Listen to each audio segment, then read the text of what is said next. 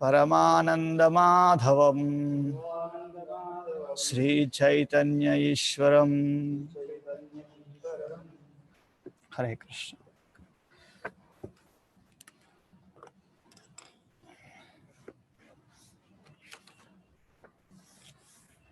గ్రంథ శ్రీమద్ భాగవతం ద్వితీయ స్కందము అధ్యాయం 4 సృష్టి క్రమం.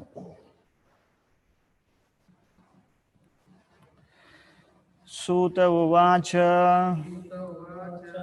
వయాసకేరితి వచస్త్వా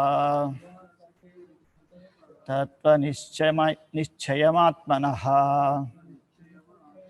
ఉపధార్యమతిం కృష్ణే ఔత్తరేయః సతీం యధాత్. భావం చెప్పిన భక్తివేదాంత స్వామి ప్రభుపాదికి జయ. సూత గోస్వామి పలికను. సుఖదేవ గోస్వామి నుండి ఆత్మతత్వ నిశ్చయమునకు సంబంధించిన వచనములు ఆలకించిన పిమ్మట ఉత్తర తనయుడగు పరీక్షిత్ మహారాజు తన ఏకాగ్రతను శ్రద్ధతో శ్రీకృష్ణుని పైననే నిలిపెను. ఓం అజ్ఞానతిమిరాంధస్య జ్ఞానాంజనశలాకయా చక్షురున్మీలితం యేన తస్మై శ్రీ గురవే నమః. శ్రీ చైతన్య మనోభీష్టం స్థాపితం యేన భూతలే స్వయం రూప గదామహ్యం దదాతి స్వపదాంతికం. నమా ఓం విష్ణుపాదాయ కృష్ణ పృష్ఠాయ భూల్తలే శ్రీమతే భక్తి వేదాంత స్వామి నితి నామినే. నమస్తే సారస్వతే దేవే గౌరవాణి ప్రచారిణే నిర్విశేష శూన్యవాదే పాశ్చాత్యదేశతారిణే. నమో మహావదన్యాయ కృష్ణ ప్రేమ ప్రదాయతే కృష్ణాయ కృష్ణ చైతన్య నామ్నే గౌరత్విషే నమః. నమో బ్రహ్మణ్య దేవాయ గో బ్రాహ్మణ హితాయ చ జగద్ధితాయ కృష్ణాయ గోవిందాయ నమో నమః. వాంఛా కల్పతరుభ్యశ్చ కృపా సింధుభ్య ఏవ చ పతితానాం పావనేభ్యో వైష్ణవేభ్యో నమో నమః. జయ శ్రీకృష్ణ చైతన్య ప్రభు నిత్యానంద శ్రీ అద్వైత కదాధర శ్రీవాసాది గౌరభక్త బృంద. Hare Krishna Krishna Krishna Hare Hare Hare Rama Rama Rama Hare Hare.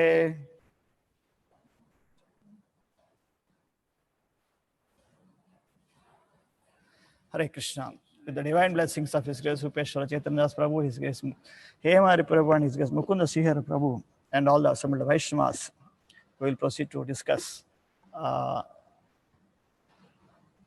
Srimad Bhagavatam, second canto, chapter 4, text 1 and onwards. So, సృష్టి క్రమము అంటారు 4వ. ఇంతకుముందు అధ్యాయంలో విశుద్ధ భక్తియుత సేవ హృదయ పరివర్తనము అంటే హృదయ పరివర్తనం జరగాలి అని అంటే ఖచ్చితంగా విశుద్ధ భక్తియుత సేవలో జీవుడు నియుక్తం కావలసి ఉంటుంది. ఇది దాని కంక్లూషన్.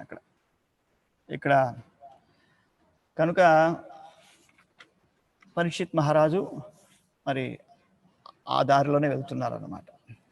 ఇక్కడ ఈ మొదటి శ్లోకంలో సూత ఉవాచ ఇంతకుముందు అయిపోయిన తర్వాత ఇక్కడ సూత గోస్వామి మళ్ళీ చెప్తున్నారు అనమాట. ఇక్కడ సూత గోస్వామి పలికెను.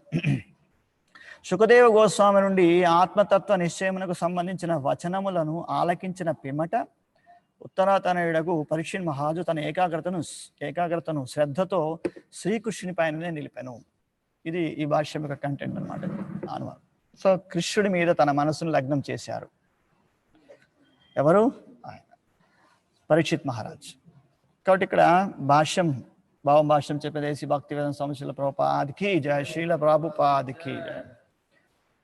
ఈ శ్లోకంలో సతీం అను పదము మిగుల భావగర్భితమైనది, అస్తిత్వము కలిగి ఉన్నది మరియు పరిశుద్ధమైనది అనుటయే దాని భావం. పరీక్షిత్ మహారాజు విషయమున ఈ 2 భావములు చక్కగా సరిపోవునవై ఉన్నవి. ఇక్కడ సతీం యథాత్ అని శ్లోకంలో ఉంది, 2వ లైన్లో ఉంది.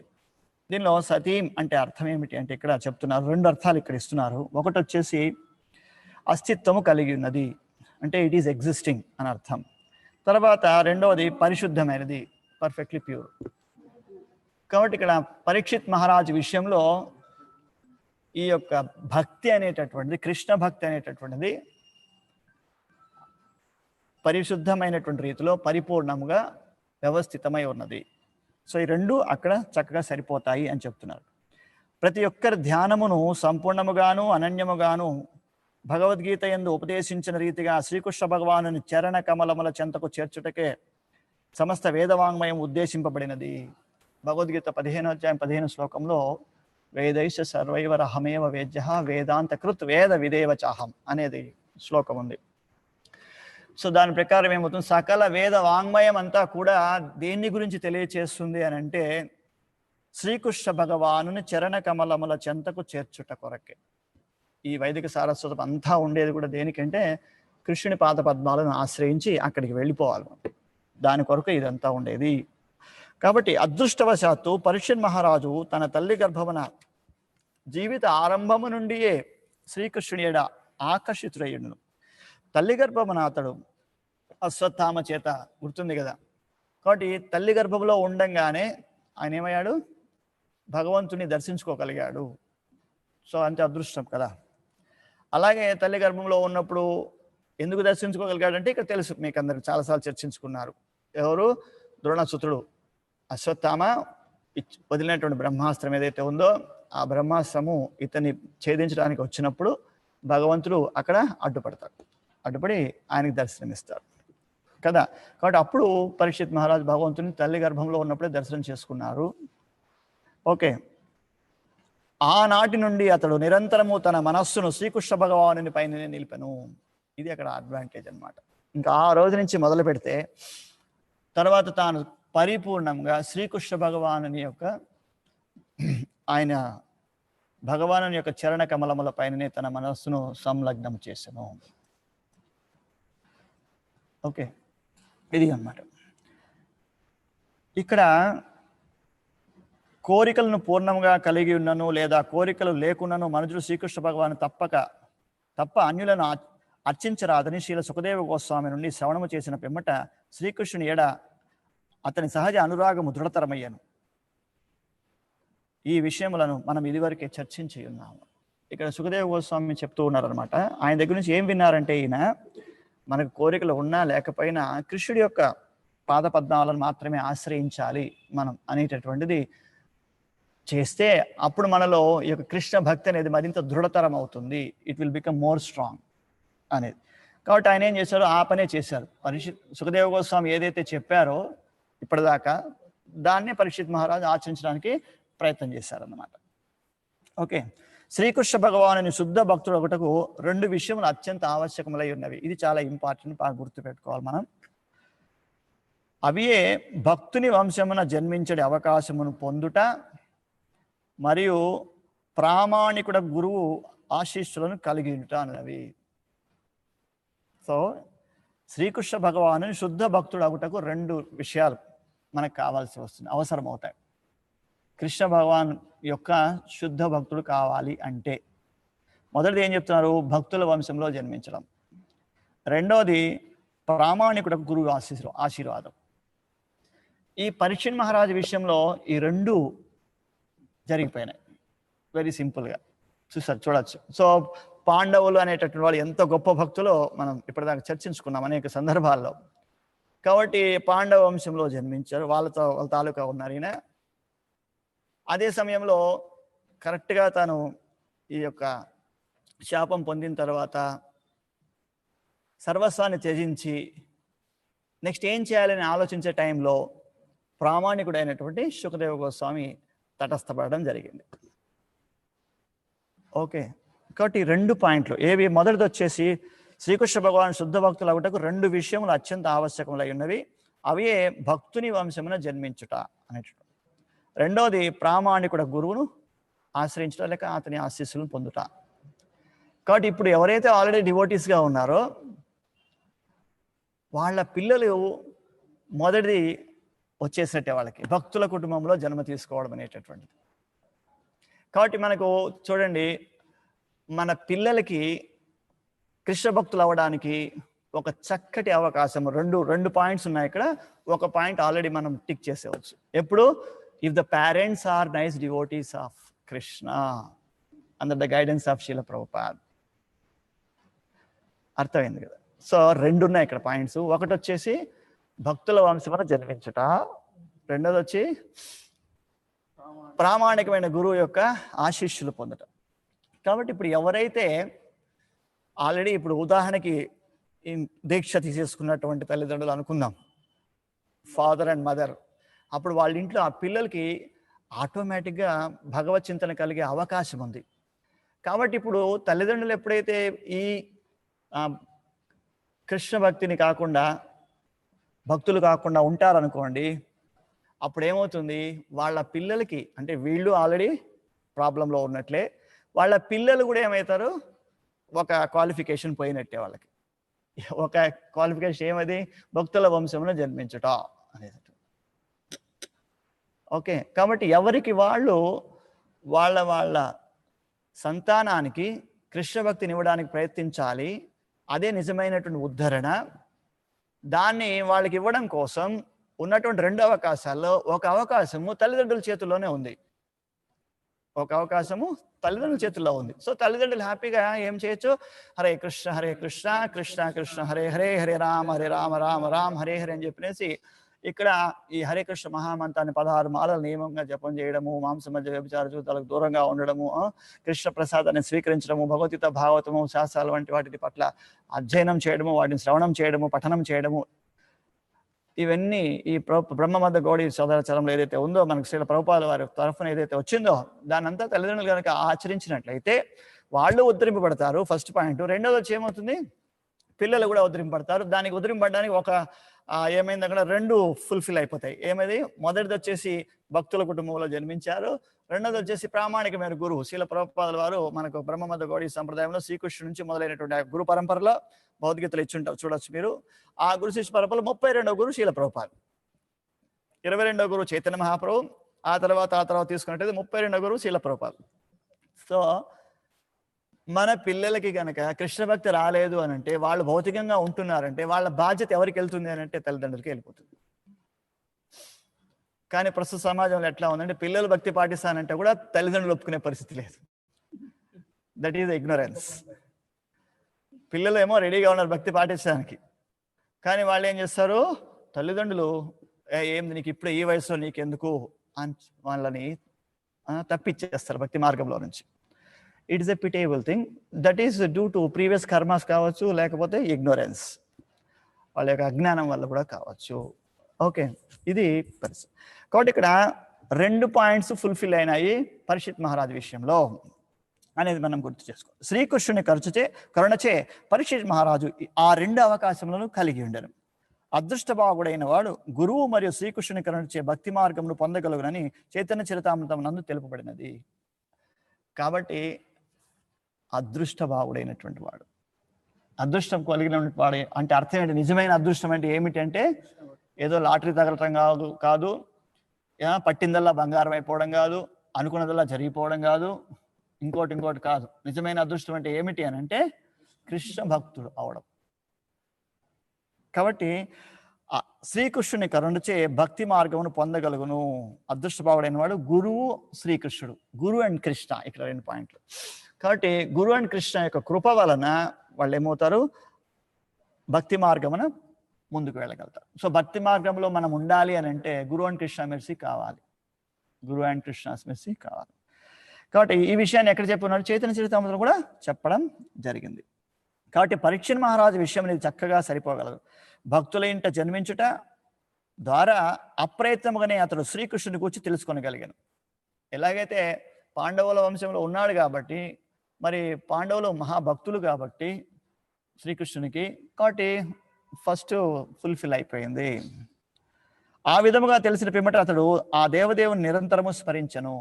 కాబట్టి ఆయన, మీకు తెలుసు కదా, తను కావాలనుకుంటే మామూలు సహజంగా మనం డిస్కస్ కూడా చేసుకుంటుంటారు. అది అంటే కొంతమంది చెప్తూ ఉంటారు అన్నమాట, కృష్ణుడు కనుక అనుకుంటే ఆ యుద్ధం ఆపేసి ఉండగలిగేవాడు అని చెప్తుంటారు, వాదిస్తారు. ఈవెన్ గాంధారి కూడా అదే మాట అంటారు లాస్ట్లో. అది నిజమే. ఎందుకు ఇక్కడ చూడొచ్చు మనం, ఎందుకు పాండవులందరూ కూడా ఇంకా వెళ్ళిపోతారన్న విషయం కృష్ణుడికి తెలుసు కాబట్టి, వాళ్ళ వంశంలో వంశోద్ధారకుడు కావాలి, ఆ వంశాన్ని కంటిన్యూ చేసే వాళ్ళు కావాలి కాబట్టి పరమ భక్తులైనటువంటి ఆ పరీక్షిత్తుని తాను కాపాడాడు. అంటే తను కావాలనుకుంటే అదే అద్దడి ఏం చెప్తారంటే, అందుకనే శ్రీకృష్ణుడు ఎవరినైనా రక్షించదలుచుకున్నట్లయితే అతనిని శిక్షించగలిగేవారు ఎవ్వరు లేరు. కృష్ణుడు కనుక ఎవరినైనా శిక్షించదలుచుకుంటే అతన్ని రక్షించగలిగేవాడు ఎవరు లేరు. 2 గుర్తుపెట్టుకోవాల్సిన విషయం. కృష్ణుడు గనక ఎవరినైనా రక్షించాలి అనుకుంటే అతన్ని ఎవరు శిక్షించలేరు. ఇంకా కృష్ణుడే శిక్షించాలని డిసైడ్ అయిన తర్వాత అతన్ని ఎవరు కాపాడలేరు ఇంకా.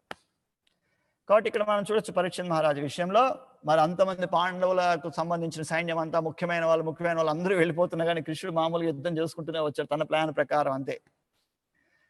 కానీ పరీక్షిత్ మహారాజు విషయంలో తల్లి గర్భంలో ఉండగానే ఆయనకి ప్రమాదం వచ్చేటప్పటికి వెంటనే ఏం చేశాడు, తను పోయి అడ్డపడ్డాడు, కాపాడేస్తాడు పోయి.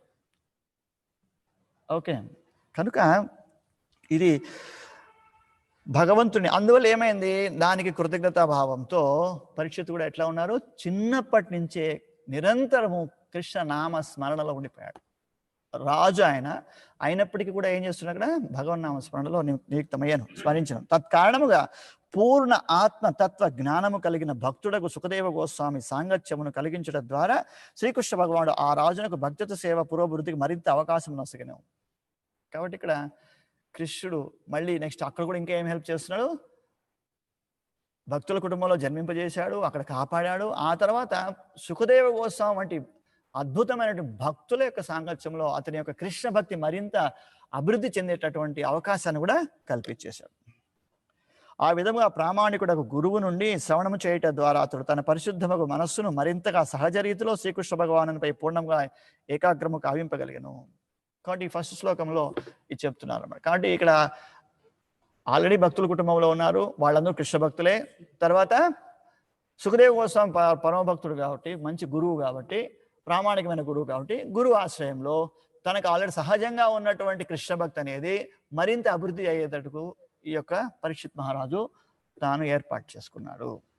కాబట్టి భక్తిలో మనము తగ్గిపోకుండా మనం ఏం చేయాలి, చూసుకోవడానికి ప్రయత్నం చేయాలి. ఓకే, రెండవ శ్లోకం తీసుకున్నట్లయితే, ఆత్మజాయా సుతాగార పశుద్రావిణబంధుషు రాజ్యే చ వికాలే నిత్యం విరూఢాం మమతాం యహౌ. శ్రీకృష్ణ భగవానుని ఎడగల హృదయపూర్వకమైన ఆకర్షణ ఫలముగా పరీక్షిత్ మహారాజు దేహము, భార్య, సంతానము, రాజప్రాసాదము, గజ అశ్వముల వంటి పశువులు, ధనాగారము, బంధుమిత్రులు, నిష్కంటకమగు రాజ్యము మున్నగువాని ఎడగల దృఢమగు మమత్వమును త్యజింపగలిగను. మామూలుగా మనం చూస్తూ ఉండొచ్చు, బ్రహ్మచర్య, గృహస్థ, వానప్రస్థ, సన్యాస అనేటటువంటి యొక్క స్టేజెస్లో వానప్రస్థకి రావాలన్నా కానీ ప్రస్తుతం ఉన్నటువంటి సమాధానం ప్రకారం, పరిస్థితుల ప్రకారం ఆ వానప్రస్థలో ఉండవలసినటువంటి బద్ధజీవులు కూడా ఏం చేస్తుంటారు, ఇంకా ఏదో వెంపర్లాడుతూనే ఉంటారు. కుటుంబాన్ని పట్టుకొని, ఆ యొక్క ఫైనాన్స్ మ్యాటర్స్ పట్టుకొని, ఆస్తిపాస్తులను కాపాడడం, నిలబెట్టడం, వానికి సంథింగ్ లైక్ దట్. కానీ ఈయన ఒక్కసారిగా తనకి తెలిసిన తర్వాత, తన రాబోయే మృత్యు గురించి తెలిసిన తర్వాత, ఆయన ఏ ఆస్తిని ఎవరికి పంపించాలి, ఏ ఏరియాలో ఉండేది ఎవరికి ఇవ్వాలి, ఎవరెవరికి ఏమేమి రాయాలి, ఎట్లా బ్యాలెన్స్ చేయాలి అని వీల్నామా రాయడము, సంతకాలు పెట్టడము, రిజిస్ట్రార్ ఆఫీస్ చుట్టూ తిరగడం, ఇవన్నీ చేయలేదు ఆయన. ఆయన ఏం చేశాడు, అది ఆయన చేసింది. ఏం చేశాడు, అన్నిటి పట్ల దృఢమగు మమత్వమును త్యజింపగలిగాను, ఆ అటాచ్మెంట్ని వదిలిపెట్టగలిగాడు. So it's not so easy to do that. అంత సులభం కాదు ఆ యొక్క అటాచ్మెంట్ని వదిలిపెట్టాలి అని అంటే. ఓకే, ఇంకా దానిలో కంటిన్యూషన్ చెప్తున్నారు ఇక్కడ, సమస్త భౌతిక ఆసక్తులను త్రోసిపుచ్చుటే కృష్ణ భక్తి అను దాని భావం. కాబట్టి కృష్ణ భక్తిలో ఏముంటుంది, సమస్త భౌతిక ఆసక్తులను తోసివేయాలి, పక్కన పెట్టాలి, తోసిపుచ్చవలను. అప్పుడే ఏమొస్తుంది, కృష్ణ భక్తి అనేది వస్తుంది. లేకపోతే ఏమవుతుంది, జోడు గుర్రాల సవారీ అంటారు దాన్ని. ఇది నాకు భౌతికమైన విషయాలు కావాలి, దాంతోపాటు భక్తులుగా కూడా ఉండాలి అని అంటే కుదిరే పని కాదు. It is not practically possible. Okay, practical possible కాదు.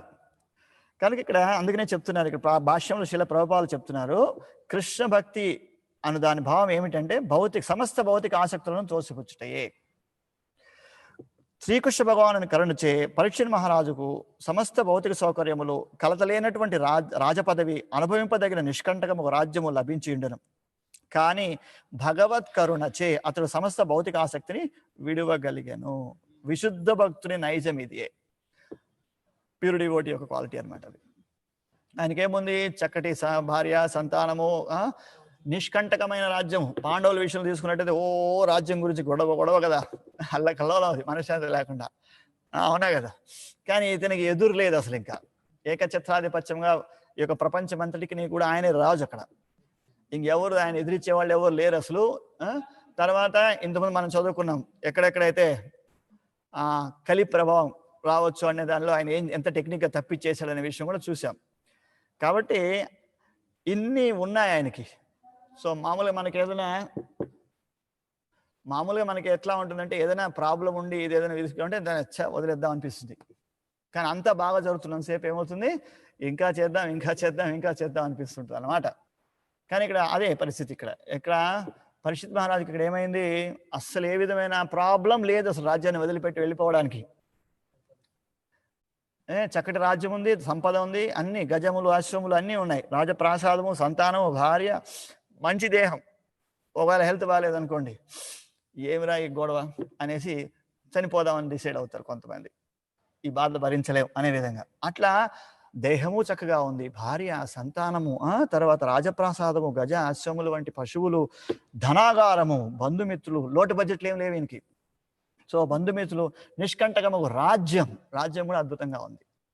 ఆయన శ్రీకృష్ణ భగవానుని యొక్క కరుణచే ఆయన ఏం చేయగలిగాడు, దాన్ని మమత్వమును వీడగలిగాడు, అన్నిటి పక్కన పెట్టగలిగాడు.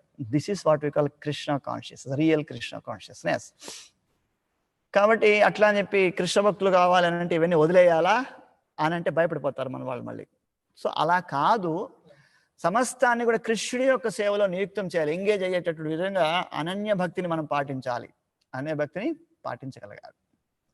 అనన్యమైన భక్తిని ఎప్పుడైతే మనం పాటిస్తామో అప్పుడేమవుతుంది, మన దగ్గర ఉన్నటువంటి ప్రతి వస్తువు కూడా భగవంతుడి యొక్క సేవలో నియుక్తం చేయగలిగినట్లయితే వాటితో పాటు మనం కూడా అన్నిటినీ స్వీకరించవచ్చు. కానీ ఏమవుతుంది, అక్కడ పవిత్రీకరింపబడి ఉంటాయి. జస్ట్ లైక్ ప్రభుపాద ఎగ్జాంపుల్ చెప్తారు, ఎవరైనా ఒక యజమాని దగ్గర ఒక మంచి కాస్ట్లీ కారు ఉందనుకుందాం. సో దానికి ఒక డ్రైవర్ని పెట్టుకుంటాడు. కాబట్టి అప్పుడు ఏమవుతుంది, డ్రైవ్ చేసుకుని వెళ్ళినంతసేపు ఆ యజమాని ఏదైతే సౌకర్యాలన్నీ కలిగి ఉంటాడో ఈవెన్ మోర్ దాన్ దట్ ఈ యొక్క డ్రైవర్కి ఉంటుంది. మామూలుగా డ్రైవర్ తన కల్లో కూడా ఊహించలేడు ఆ కార్ని కొనడం కానీ దాన్ని మెయింటైన్ చేయడం కానీ ఆ యజమాని దగ్గర సేవకుడిగా ఎప్పుడైతే ఉన్నాడో అప్పుడు ఏమవుతున్నది, ఆ యజమానికి కావాల్సిన సకల సౌకర్యాలన్నీ కూడా ఏవైతే జరుగుతున్నాయో ఈయన కూడా అవే ఉంటుంది. ఈయనకి ఏసీ వస్తుంది, ఈయనకి మ్యూజిక్ వస్తుంది, సంథింగ్ లైక్ దట్. ఈయనకి ఎండ అయితే దానికి చలిగా ఉంటాయి, ఎండగా వెచ్చగా, ఇట్లా సంథింగ్ లైక్ దట్. తను మళ్ళీ పెద్ద పెద్ద దూరాలని ప్రయాణం చేశాడు అనుకోండి, వాడు కల్లో కూడా ఊహించుంటాడు ఢిల్లీకి పోతాడని. సో కల్లో పోయేస్తుంది, నిజంగా పోయేసి వస్తాడు, ఢిల్లీకి పోయేస్తాడు, కలకత్తా పోయేస్తాడు, చెన్నై పోయేస్తాడు, ఇట్లా పెద్ద పెద్ద నగరాలను చూసి రాగలుగుతాడు, సంథింగ్ లైక్ దట్. అంటే ఇక్కడ కావాల్సింది ఏంటి, అతను ఏమయ్యాడు అక్కడ, ఆ యజమానికి సేవకుడు. సో కృష్ణుడికి ఎవరైతే సేవకుడుగా మారాలని నిర్ణయించుకుంటారో వాళ్ళకి ఇవన్నీ వదిలిపెట్టడం పెద్ద సమస్య కాదు. ఎందుకంటే కృష్ణ సేవకుడుగా మళ్ళీ అవన్నీ ఉంటాయి. ఇక్కడ ఈ చిన్న లాజిక్ని మనం గమనించినట్లయితే భయపడాల్సిన పని లేదు. సహజంగా తీసుకున్నట్లయితే ఇంకా మామూలు భయపడి ఇది కృష్ణ భక్తి పైన చూడండి, సమస్త భౌతిక ఆసక్తులను తోసిపుచ్చటికే కృష్ణ భక్తి అన్న దాని భావం. ఇంకా మనకు గుండెల రైలు వరకు వస్తాయి, అయ్యా సమస్త భౌతిక ఆసక్తులు వదిలిపెట్టేయాలి అయితే అంటాం. కాకపోతే ఏమవుతుంది, దాని అంతా కూడా ఆధ్యాత్మిక ఆసక్తులుగా మార్చేసుకున్నప్పుడు ఏమవుతుంది అంటే మళ్ళీ యాసిడ్స్కి అన్నీ ఉంటాయి. పెద్ద బంగళా ఉంటుంది, మళ్ళీ చక్కని భార్య ఉంటుంది, మళ్ళీ మంచి సంతానమే ఉంటారు, మళ్ళీ మంచి ధనాగారమే ఉంటుంది, మళ్ళీ గుర్రాలు, అశ్వాలు, అంటే అశ్వాలు గజాలు బదులు మనం కార్లు, మంచి మంచి ఐ మీన్ వాళ్ళ సొంత ఏరోప్లేన్, సొంత హెలికాప్టరు, సంథింగ్ లైక్ దట్ అన్నీ ఉండే అవకాశం ఉంది. ఓకే, కాబట్టి ఇప్పుడు మనం చూసాం కదా, అది అంబరీష్ ఫోర్డ్ అంటాం కదా, ఆయన పేరు Ford, Ambarish Das, Alfred Ford ఏదో సంథింగ్ లైక్ దట్ ఆయన. కాబట్టి ఆయన ప్రపంచవ్యాప్తంగా ఈ ఏం కార్లు అవి, ఫోర్డ్ కంపెనీ కార్లకి అధినేత ఆయన. మరి ఆయన మంచి భక్తుడు. మరి ఆయన భక్తుడుగా ఉన్నప్పుడు ఏమైంది అక్కడ, మరి ఆయన ఏమన్నా కుటుంబాన్ని వదిలిపెట్టేశాడా, లేకపోతే ధనాగారం వదిలేశాడా, అన్ని వదిలేసి చెక్కులను సంతకం పెట్టేసి మీరు పంచుకోండి, మీరు సావండి అని చెప్పి వదిలేసి వచ్చేసాడా? లేదు. He's maintaining all the branches nicely, more than a mundane person. మామూలుగా ఒక వ్యక్తి కన్నా కూడా ఆయన ఇంకా చాలా ప్రశాంతంగా, ఆయన ఫోర్డ్ కంపెనీ దీనిలో అసలు లాకౌట్లు కానీ స్ట్రైకులు కానీ ఇవన్నీ ఏం లేవు, అసలు ఎంతో ప్రశాంతంగా ఉంటుంది. Because he's a devotee, he became the servant of Krishna. కృష్ణుడి యొక్క సేవకుడు, దాసుడు అని తను నిర్ణయించుకున్నాడు. కాబట్టి ఆ మార్గంలో ప్రామాణికమైన గురువు శిష్య పరంపరలో ప్రభుపాదుల వారి యొక్క గురు శిష్య పరంపరలో ఆయన కనెక్ట్ అయ్యి చక్కగా మరింత అభివృద్ధిని సాధిస్తున్నాడు. ఇది మనకు బెస్ట్ లివింగ్ ఎగ్జాంపుల్ చూసుకోవచ్చు. కాబట్టి ఏం భయపడాల్సిన అవసరం లేదు, బాధపడవలసిన అవసరం అంతకన్నా లేదు. కాబట్టి ఆయన చెప్పారనమాట, జస్ట్ లైక్ అటెండెన్స్ చేస్తారు తెలుసు కదా వర్కర్స్కి. వాళ్ళు నేరుగా పోవాలి, కృష్ణ మందిరం ఉంటుంది ఫ్యాక్టరీలో, ఆ మందిరంలో పోయి ఒక మాల జపం చేసేసి లోపలికి పోవాలి డ్యూటీకి. హరే కృష్ణ మందిరం జపం చేసి లోపలికి పోవాలి.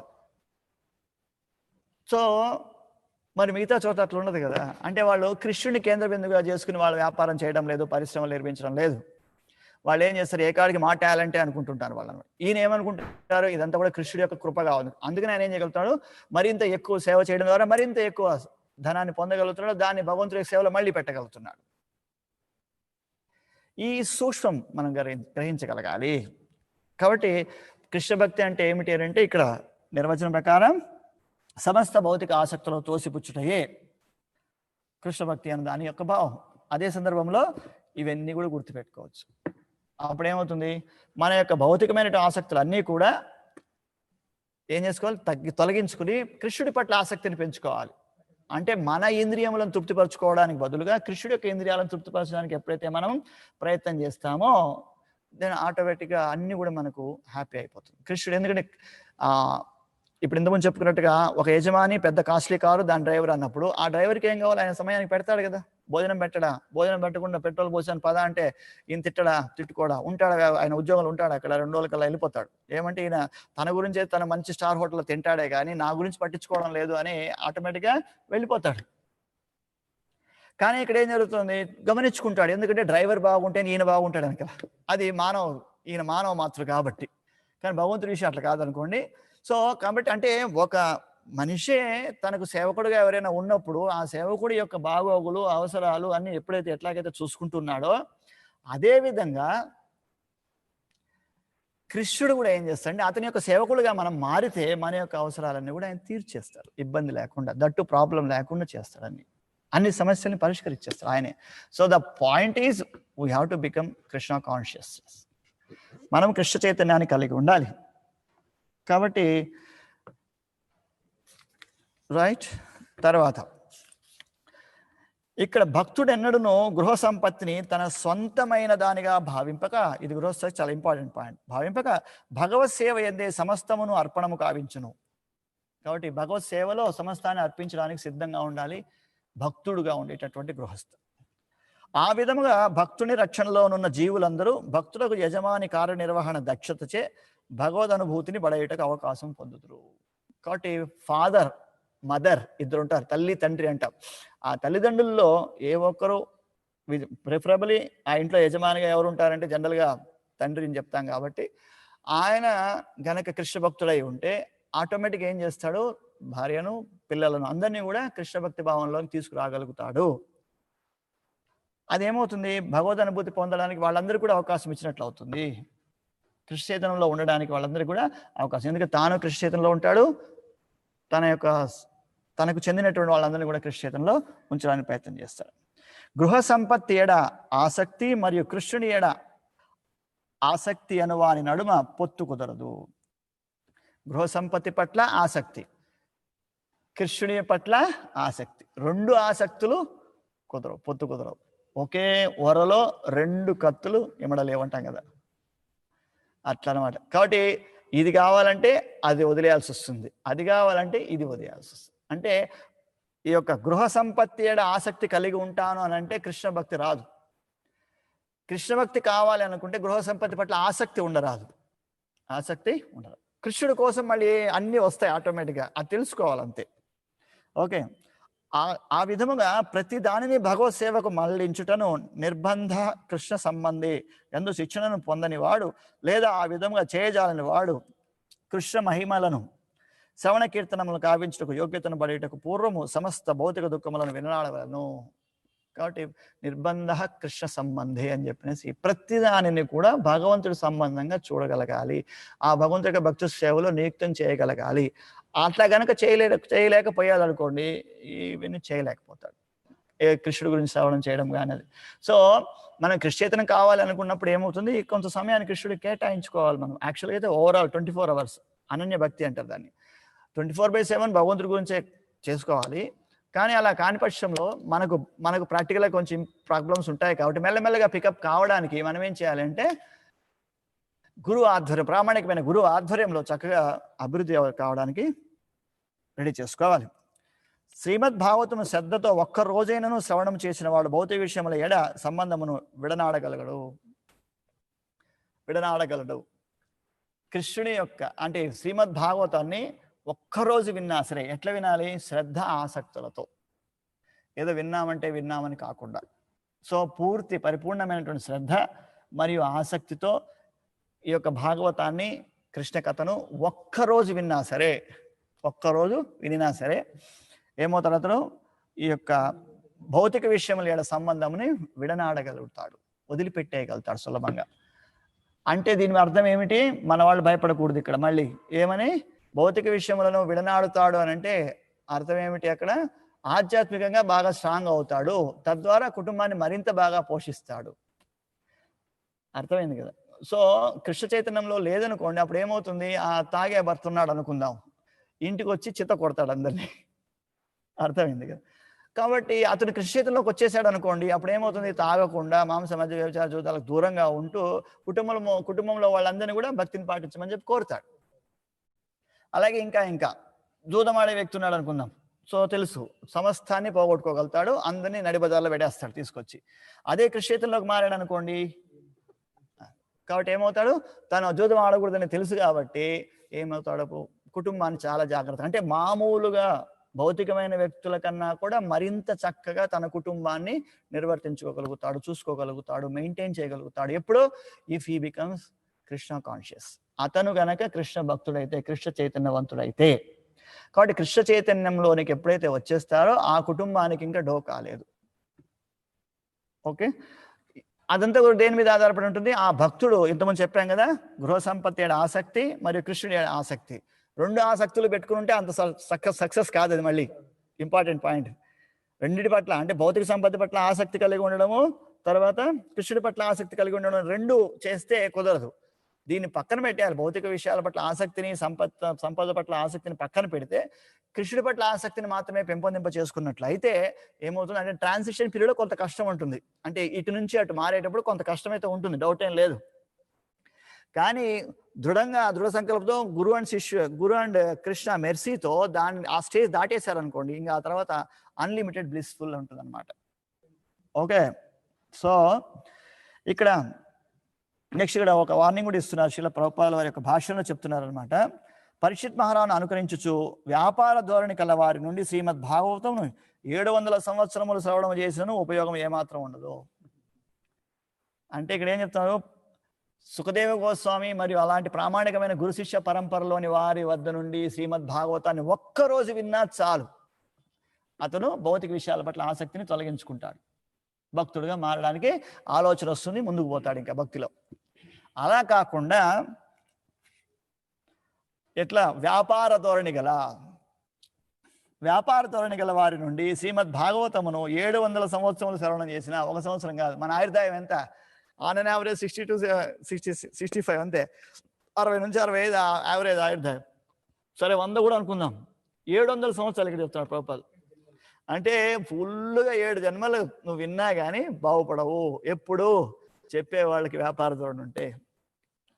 కాబట్టి చెప్పేవాళ్ళు చక్కగా ఉండాలి, వినేవాళ్ళు కూడా చక్కగా ఉండాలి. సో ఆ యొక్క పరిస్థితిని మనం గమనించుకోగలగాలి. కాబట్టి ఇక్కడ వ్యాపార ధోరణి గల వారి నుండి శ్రీమద్ భాగవతం 700 సంవత్సరం శ్రవణం చేసిన ఉపయోగం ఏమాత్రం ఉండదు. కుటుంబ ఖర్చులను భరించడానికి శ్రీమద్ భాగవతం మార్గముగా ఎంచుకొనుట భగవానుని చరణ కమలముల అతి ఘోరమైన నామాపరాధమై ఉన్నదని తెలుస్తుంది. Very important point. కాబట్టి భాగవతం చెప్పి ఆ భాగవతం చెప్పడం ద్వారా వచ్చేటటువంటి డబ్బుల్ని తీసుకుని కుటుంబాన్ని నేను పోషించుకుంటాను అనే విధానం ఎవరైతే పాటిస్తారో అది భగవంతుడి యొక్క చరణ కమలముల పట్ల ఘోరమైన అపరాధము. సో భాగవతాన్ని చెప్పాలి. దేనికి చెప్పాలి అని అంటే స్వీయ పవిత్రీకరణ కోసం చెప్పాలి. ఎదుటి వ్యక్తి అంటే వినినటువంటి వాళ్ళు కూడా పవిత్రం కావాలనే కోరికతో చెప్పాలి తప్ప ఇతరములైనటువంటి ప్రతిఫలాన్ని ఆశించి చెప్పకూడదు. అది ఇక్కడ వ్యాపార ధోరణి అంటాం దాన్ని. అందుకని అంటే బిజినెస్ ట్రాన్సాక్షన్ అంటాం కదా మామూలుగా. మనం కూడా భక్తులు అంటాం జనరల్గా. విధంగా నాకు కనుక ఇది పోయిందంటే నేను ఇప్పుడు కరోనా వచ్చే వాళ్ళందరూ మొక్కుంటుంటారు అనమాట ఉదాహరణకి. సో ఇది వ్యాధి నుంచి బయటపడితే నేను కొండకు వస్తాను, తల్లినాలు ఇస్తాను, లేకపోతే ఇక్కడ వస్తాను, అటు చేస్తాను, ఇటు చేస్తాను, అటు చేస్తాను, వాళ్ళైతే ఇష్టదైవ వాళ్ళకంతా కూడా మొక్కుంటుంటారు మొక్కుబడి. అది భక్తి కాదు, అదే భక్తి. దాన్ని ఏమంటే వ్యాపార ధోరణి అనిపిస్తుంది.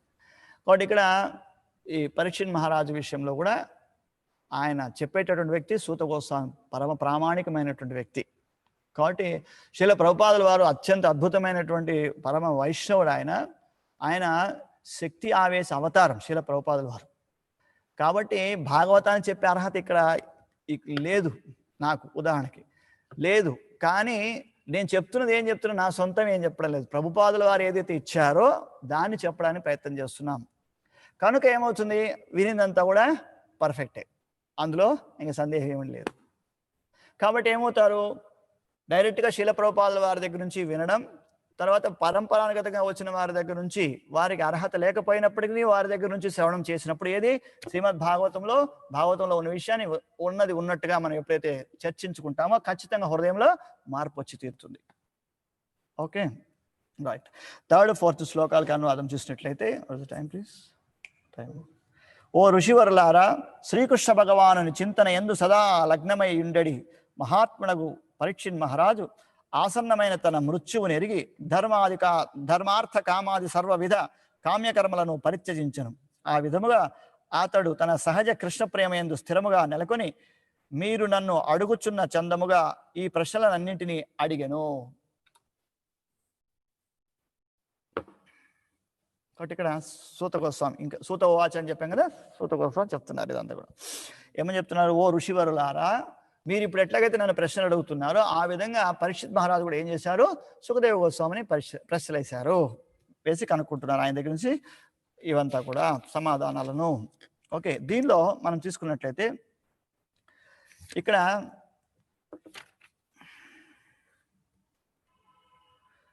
దేవదేవుడే స్వయముగా భగవద్గీత యందు ప్రకటించిన విధముగా పరీక్షిత్ మహారాజు ఇచ్చట మహామన అను పదముతో ప్రత్యేకముగా యోగ్యతను కల్పింపబడినాడు. అంటే మహామనాహ్, ఓకే, మహామనాహ్ గొప్ప మనస్సును కలిగి యోగ్యతను కల్పించబడిన ఆ పదము అతనిని భగవద్గీత యందు వర్ణింపబడిన మహాత్ములతో సమాన స్థాయితో నిలిపినది. ఎవరిని? పరీక్షిత్ మహారాజు. తరువాతి కాలమునందులో అటువంటి మహాత్ములు పలువురు ఉద్భవించి ఉండిరి. వారును సమస్త కర్మకాండీయ భావనలను త్యజించి దేవదేవుడైన శ్రీకృష్ణుడిపైన సంపూర్ణంగా ఆధారపడిరి. స్వయముగా శ్రీకృష్ణుడే అయిన శ్రీ చైతన్య మహాప్రభు తన శిక్షాష్టకమునందు ఈ క్రింది విధముగా బోధించిరి. ఆశ్లిష్యవా పాదరతాం పినశ్చుమా మదర్శన మర్మహతాం కరోతువా యథా తథా వా విదధాతు లంపటో మత్ ప్రాణనాథాస్తు స ఏవ నాపరహ అని చెప్పారనమాట. అంటే పలువురు భక్తులు, ఇక్కడ స్త్రీలు, అంటే సహజంగా పురుషుడు అనేటటువంటి ఒకరే ఒకరు, పూర్ణ పురుషోత్తముడు కృష్ణ భగవానుడు. సో మిగతా భక్తులందరినీ కూడా స్త్రీలుగా పరిగణిస్తారన్నమాట ఆధ్యాత్మిక జగత్తునందు. కాబట్టి ఇక్కడ మనమందరం కూడా భక్తులుగా మారామని అంటే భగవంతుడి యొక్క సాంగత్యం కోసం వెంపర్లాడుతున్నట్లు. కాబట్టి దాన్ని ఇక్కడ చైతన్య మహాప్రభు కూడా శిక్షాష్టకములో భగవంతుడి పట్ల ఉన్నటువంటి ఆ అనురాగాన్ని ఇక్కడ వ్యక్తం చేస్తున్నారు. ఎట్లా అంటే,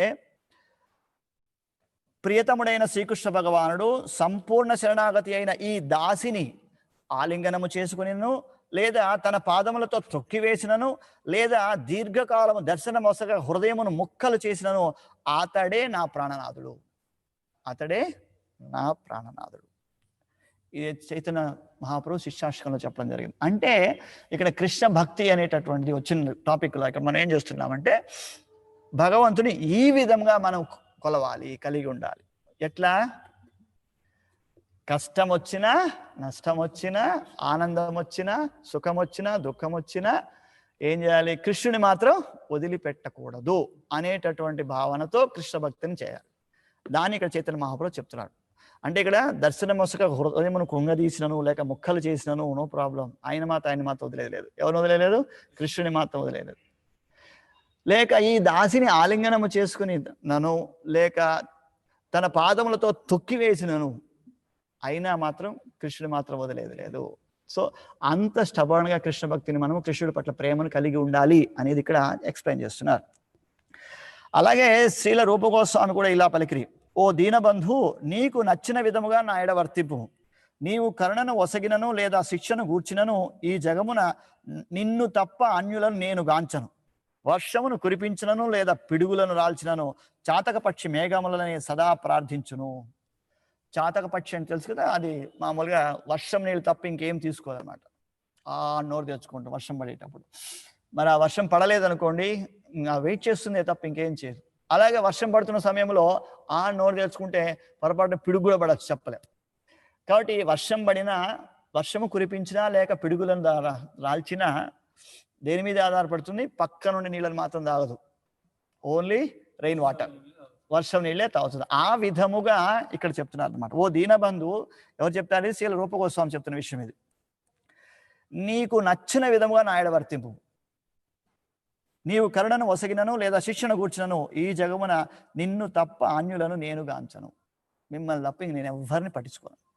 వర్షమును కురిపించను లేదా అనేసి కంటిన్యూషన్. ఓకే, ఈ విధంగా. అలాగే చైతన్య మహాప్రభుల వారి యొక్క గురువుకు గురువు అయినటువంటి శ్రీల మాధవేంద్ర పురి ఈ కింది వచనం ద్వారా సమస్త కర్మకాండ విధుల నుండి సెలవు పుచ్చుకొని ఉన్నారు. ఏమిటంటే ఇది చూడండి.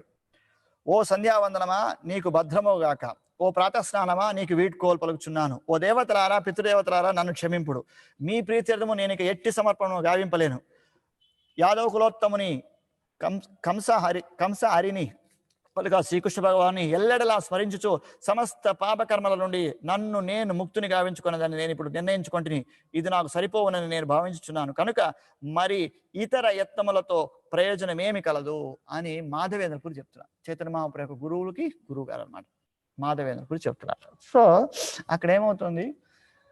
ఈ కర్మకాండలోని వ్యవహారాలు ఏవైతే ఉన్నాయో అవన్నీ నువ్వు ఆపేసినా ఇబ్బంది లేదు, ఎప్పుడు కృష్ణుడికి భక్తుడిగా మారిన తర్వాత. అందుకే అపరాధాల్లో చెప్తారు, ఎన్నో అపరాధం అది హరే కృష్ణ మహామంత్రం జపించుట కర్మకాండలో ఒక భాగంగా పరిగణింపరాదు. సో హరే కృష్ణ కృష్ణ కృష్ణ హరే హరే, హరే రామ రామ రామ హరే హరే, హరినామాన్ని జపించడం అనేటటువంటిది కర్మకాండలోని భాగం కాదు. అందుకే దీనికి మామూలుగా భౌతికమైనటువంటి ఏ ఆటంకము అవసరం లేదు. మామూలుగా మన వాళ్ళు డౌట్స్ కూడా అడుగుతుంటారు అనమాట. పలానా టైంలో జపం చేయొచ్చా, పలానా టైంలో జపం చేయొచ్చా, పలానా వాళ్ళు చనిపోయారు మాకు సూతక ముందు మేము జపం చేయొచ్చా, సంథింగ్ లైక్ దట్. సో అస్సలు జపం చెయ్యకుండా ఉండడం అనేటటువంటి స్థితే లేదు. 24/7 365 days 100 years all the time you should chant Hare Krishna mahamantra. చెయ్యకపోతే ఇంకా ఇబ్బందులు పాలవుతుంది. చేసినందువల్ల నష్టమైతే ఏమాత్రమో ఉండదు, కానీ దానిలో ఇంకేం సమస్యలు రావు. Because you're chanting Hare Krishna, భగవంతుని నామని జపం చేస్తున్నాం. ఎందుకంటే ఇక్కడ అందుకే చెప్పడం జరిగింది, నామాపరాధంలో పద్మపురాణంలో పేర్కొనడం జరిగింది, భగవన్ నామం లేక హరే కృష్ణ మహామంత్రం జపించుట కర్మకాండలో ఒక భాగం కాదు. కర్మకాండలో ఒక భాగము కాదు.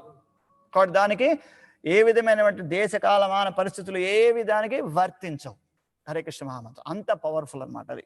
కాబట్టి ఇక్కడ అదే చెప్తున్నారు ఆయన కూడా.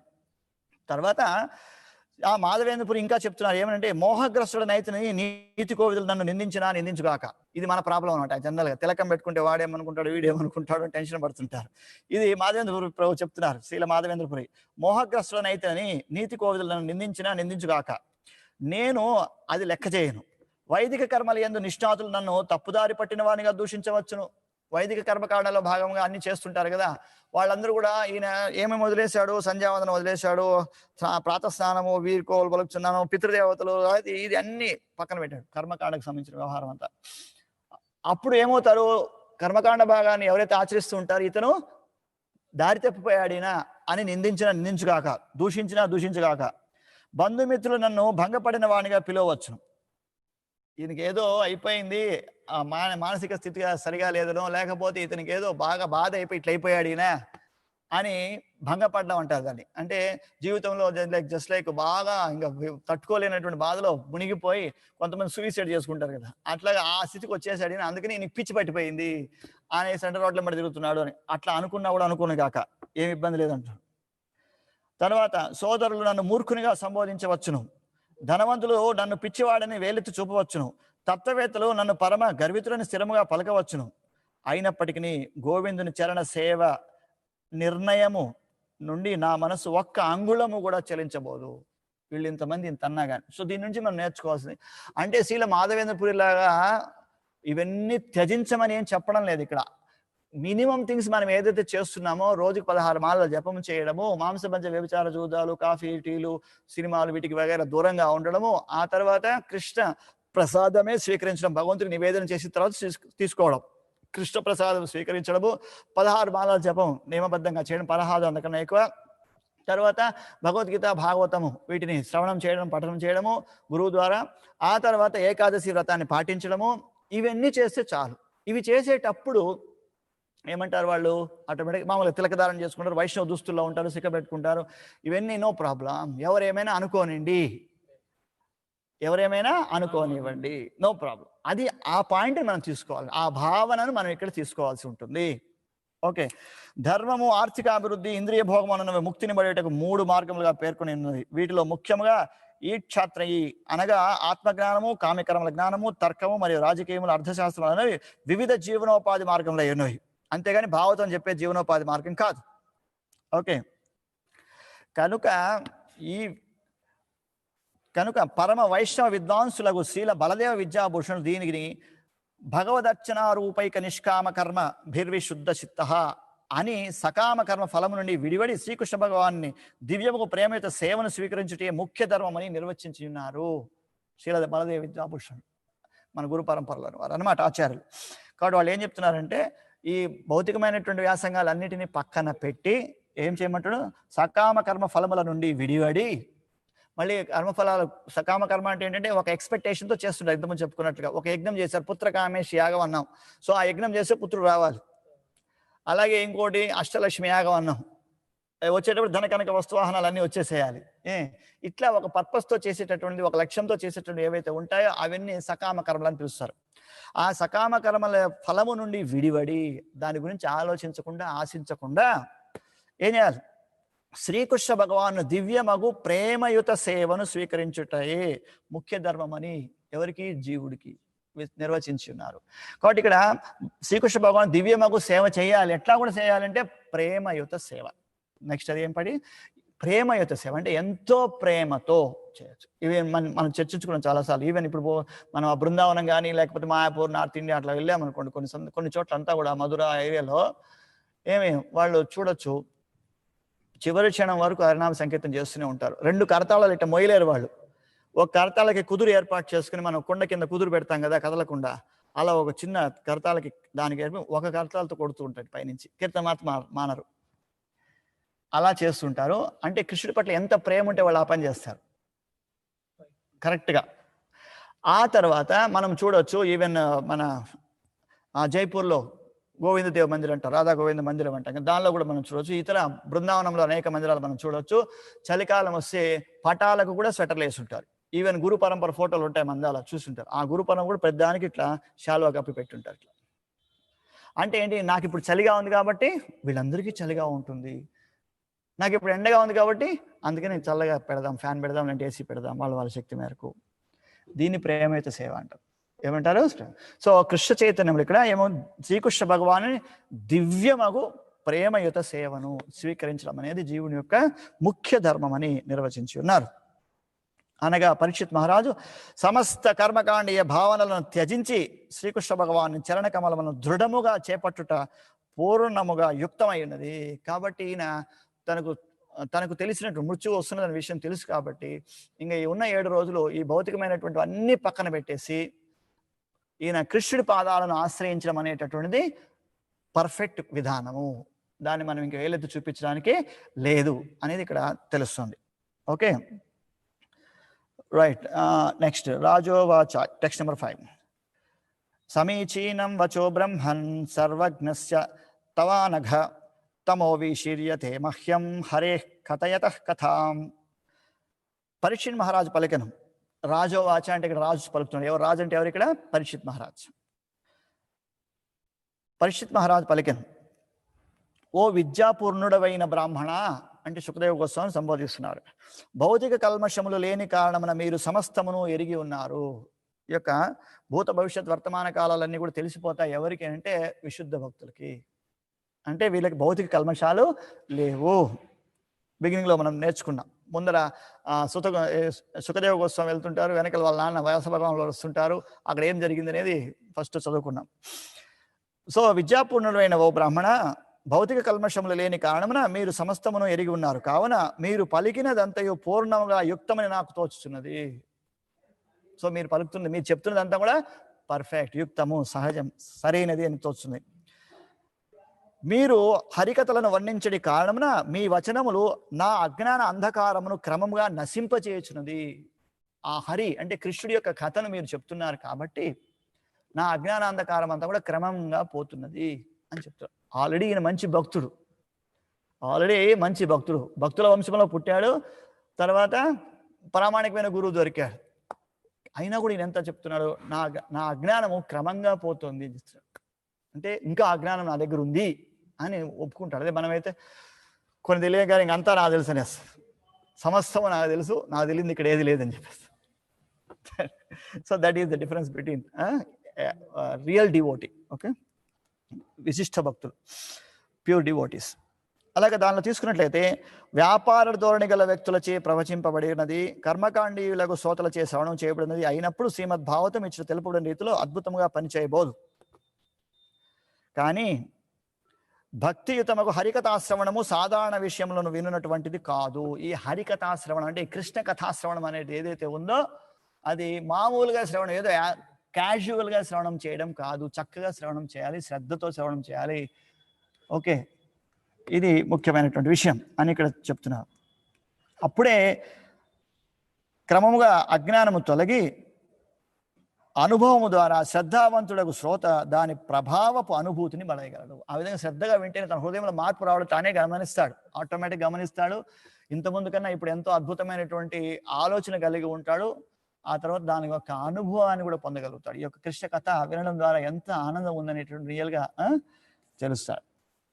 యస్య దేవే పరాభక్తిర్ యథాదేవే తథా గురో తస్యైతే కథితా హత్య ప్రకాశంతే మహాత్మనః అని శ్వేతరూపనిషత్తు పేర్కొనబడినట్లు ఆకలి కొన్న వ్యక్తికి ఆహారం దొరికినప్పుడు అతడు శుద్ధాల క్షమించుటను మరియు భోజనానందమును ఏకకాలమును అనుభవించును.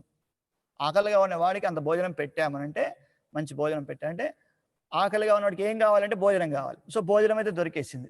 భోజనం తినేస్తే కడుపు నిండిపోయింది. దాంతోపాటు ఇంకోటి పని కూడా జరిగింది, భోజనం తిన్నామన్న అనుభవం కూడా వచ్చింది.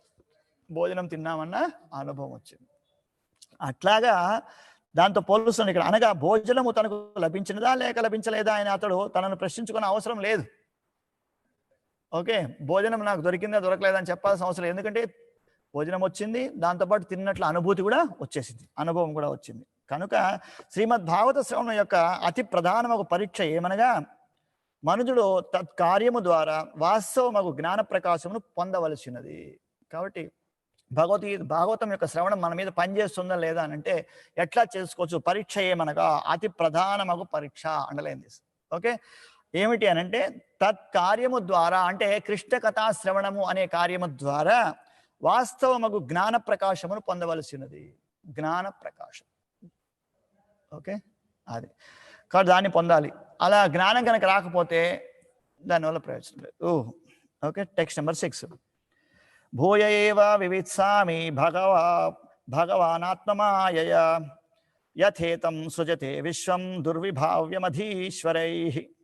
పూర్ణ పురుషోత్తముడకు భగవానుడు తన అంతరంగిక శక్తులచే గొప్ప దేవతలకు సైతము అచించములైన ఈ విశ్వములను యథారూపమున ఏ విధముగా సృష్టించనో మీ నుండి నేను తెలుసుకొనగోరుచున్నాను.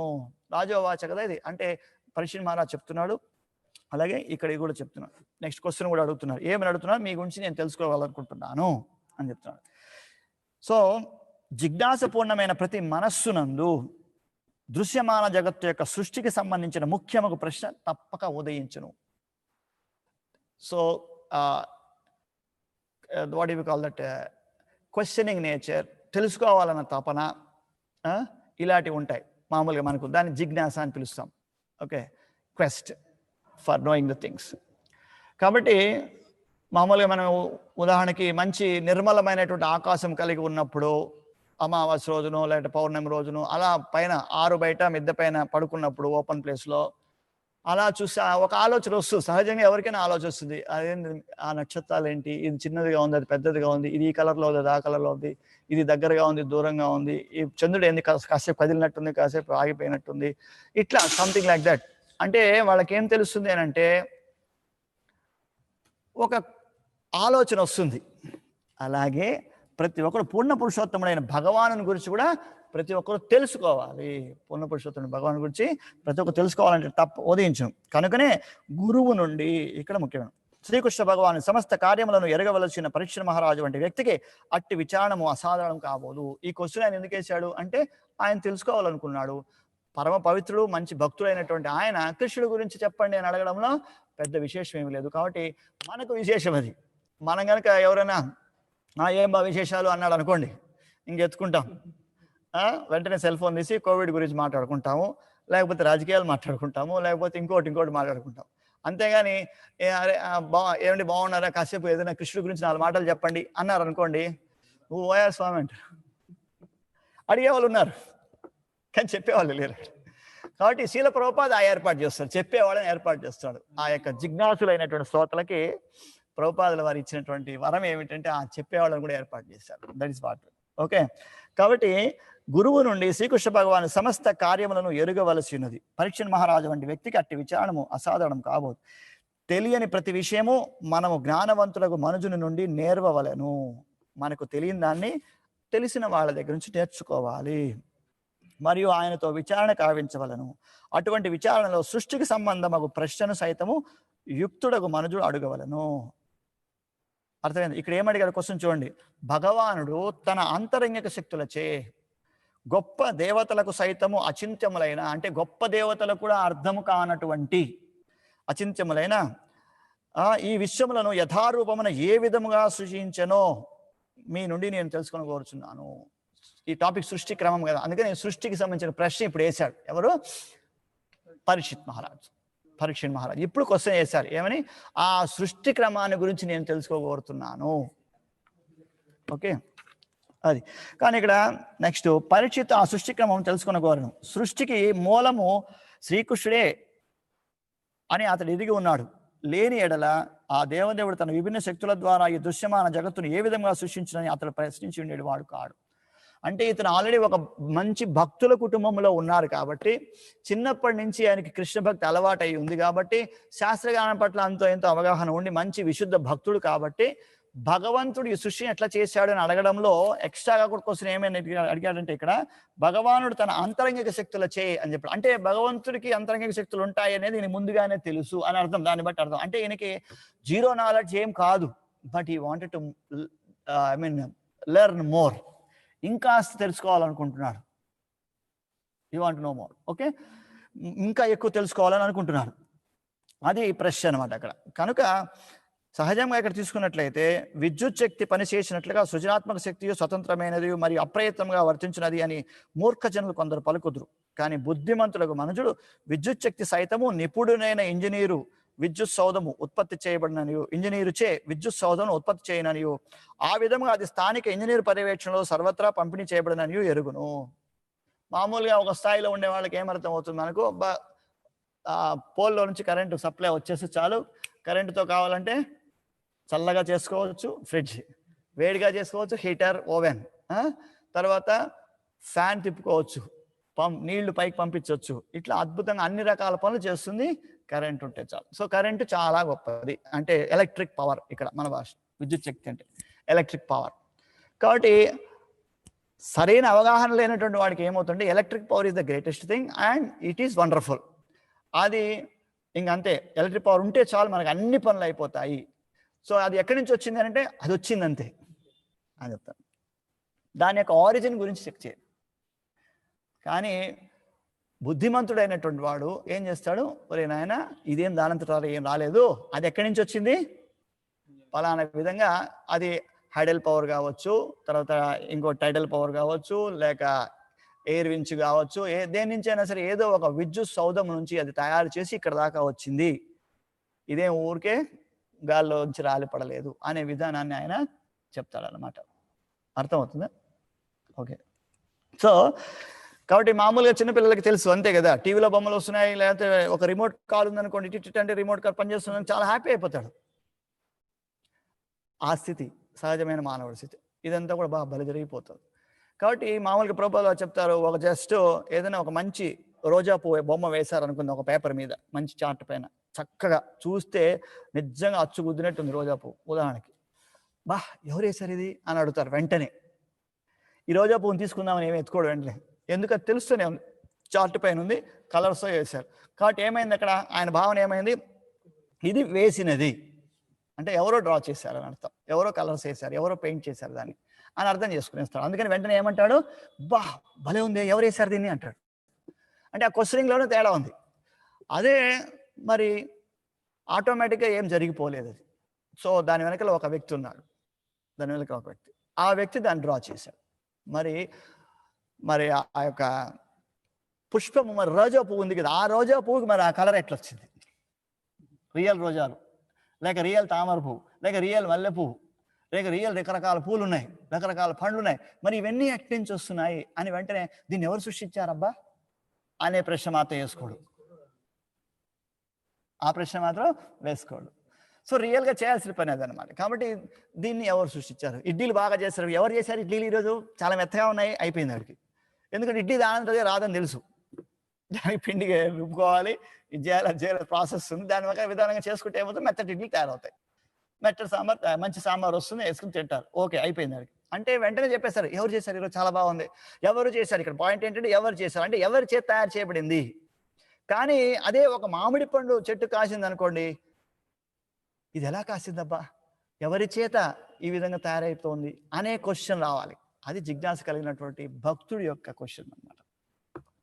అందుకని ఇక్కడ ఏం చెప్తున్నారు పరీక్షిత్ మహారాజు, తను భగవానుడు తన అంతరంగ శక్తులచే ఈ సృష్టిని ఎలా సృష్టించాడు, ఆ క్రమాన్ని నేను ఓ సుఖదేవ గోస్వామి, ఓ బ్రాహ్మణత్వ నేను మీ నుండి తెలియగోరుచున్నాను అని చెప్పి ఇక్కడ ఈ క్వశ్చన్ ఆయన చెప్పడం జరిగింది.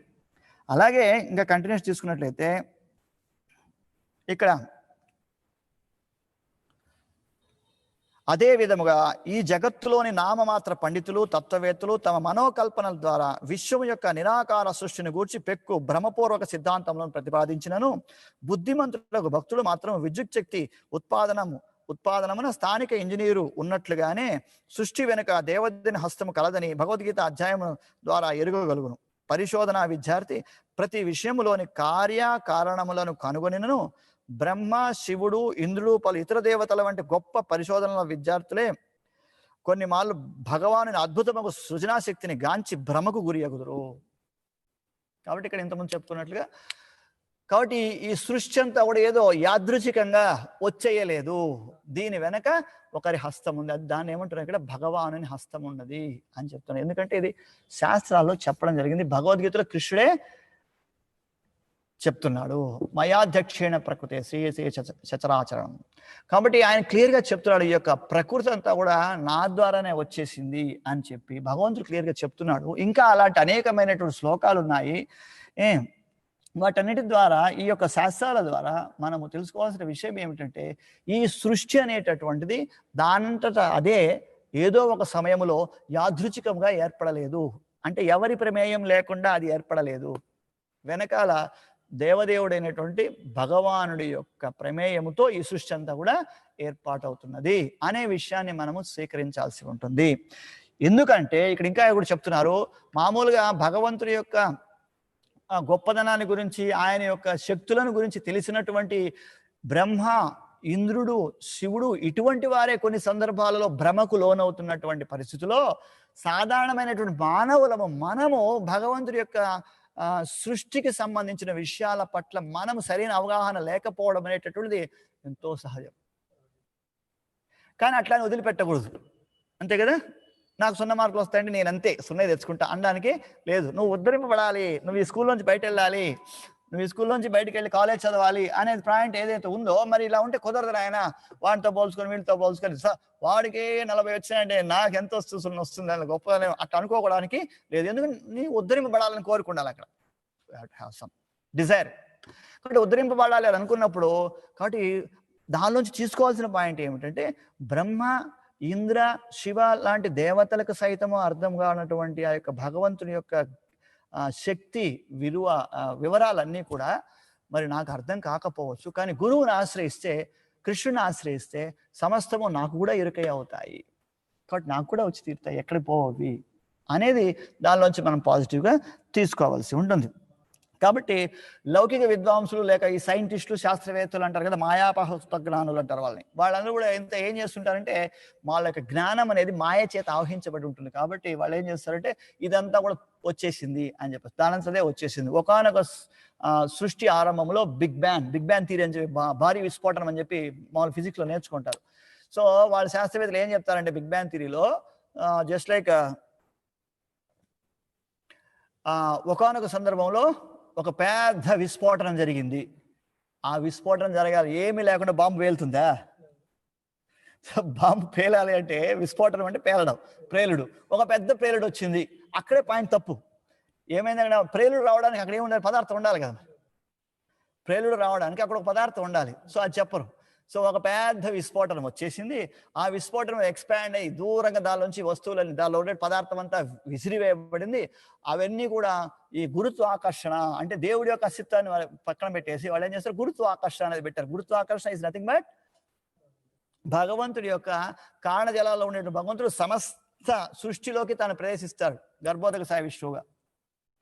సమస్త సృష్టిలోకి ప్రవేశించి ఆ సృష్టిలో ఉండేటటువంటి వాటినంతా కూడా తాను ఎలా అనుకున్నాడో అదే విధంగా ఉండేటట్టుగా, అలాగ తిరిగేటట్టుగా, పనిచేసేటట్టుగా ఆయన నియంత్రణ చేస్తాడు.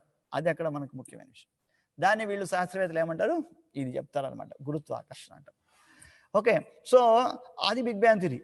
మరి తర్వాత ఏమవుతుంది? ఆ ఎక్స్పాన్షన్ అయిపోతూ మళ్ళీ ఏమవుతుంది? కాంట్రాక్ట్ అవుతూ మళ్ళీ ఒక రోజుకి చిన్నదిగా అయిపోతుంది. ఇది ఒక ఆవృతము అంటే రిపీటెడ్గా జరిగే ప్రక్రియే అని చెప్తాడు. దాని ద్వారా అనేకములైనటువంటి యొక్క ప్లానెటరీ సిస్టమ్ అంతా కూడా ఏర్పడింది. స్టార్స్ అన్ని ఏర్పడినాయి, కొత్త నక్షత్రాలు పుడుతుంటాయి, కొత్త నక్షత్రాలు చనిపోతుంటాయి, అంటే డయింగ్ స్టార్స్ అంటారు. ఇలాంటివన్నీ ఉన్నాయని చెప్పి వాళ్ళు చెప్పడం జరుగుతుంది. కానీ అసలు కాన్సెప్ట్ ఏముంది అక్కడ? ఈ గురుత్వ ఆకర్షణ అనేటువంటిది ఏదైతే ఉందో ఇప్పుడు కూడా చూడొచ్చు మనం, ఈవెన్ చిన్నపిల్లల పుస్తకాల్లో కూడా ఉంటాయి. ఈ యొక్క మన విశ్వం అనే టాపిక్ తీసుకున్నట్లయితే దానిలో ఈ నక్షత్రాలు, మనది పాలపుంత, మనం ఉన్నటువంటి నక్షత్ర మండలం ఏంటంటే పద్ధతి పాలపుంత, గెలాక్సీ అంటారు దాన్ని. Billions of stars will be there together. తర్వాత దానిలోనే ఈ యొక్క సర్పిలాకారం ఉన్నటువంటివి అంటే స్పైరల్ గెలాక్సీస్ అంటారు. తర్వాత what you call that circular galaxies అంటారు. ఇలాంటివన్నీ ఉన్నాయి. మరి ఇవన్నీ చూస్తూనే ఉన్నారు. మరి అవన్నీ ఎట్లొచ్చాయి? ఎవరి ప్రమేయం లేకుండా ఒక చిన్న బొమ్మ వేస్తేనే ఎవరు అయ్యేసారు, దీన్ని బాగా చేశారు అన్నారే. మరి అటువంటిప్పుడు ఇంత సృష్టి ఏర్పడి ఉన్నప్పుడు ఈ సృష్టి వెనకాల ఎవరు లేరు, దానంతరదే వచ్చేది అనేటప్పుడు ఎంత మూర్ఖమైన వాదన అని అక్కడ అర్థమవుతుంది. ఓకే, అందుకే ఇక్కడ ఈ బ్రహ్మ సంహితలో ఇక్కడ అందుకే చెప్తున్నారు, బ్రహ్మ తర్వాత ఇంద్రుడు తర్వాత శివుడు వీళ్ళందరూ కూడా కొన్ని సందర్భాల్లో భగవంతుడి యొక్క శక్తుల గురించి వాళ్ళు ఏమవుతుంటారు? భ్రమకు లోనవుతూ ఉంటారు. మనము భాగవతంలో కూడా ఇంతకుముందు కూడా చర్చించుకున్నాము. బ్రహ్మదేవుడు ఏం చేస్తాడు?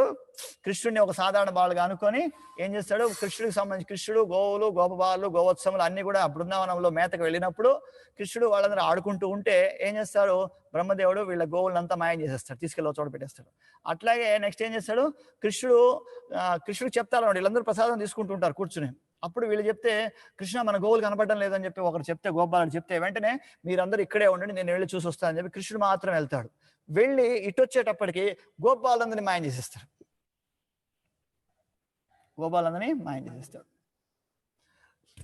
ఓకే, అది అక్కడ ఒక రోజు అనమాట.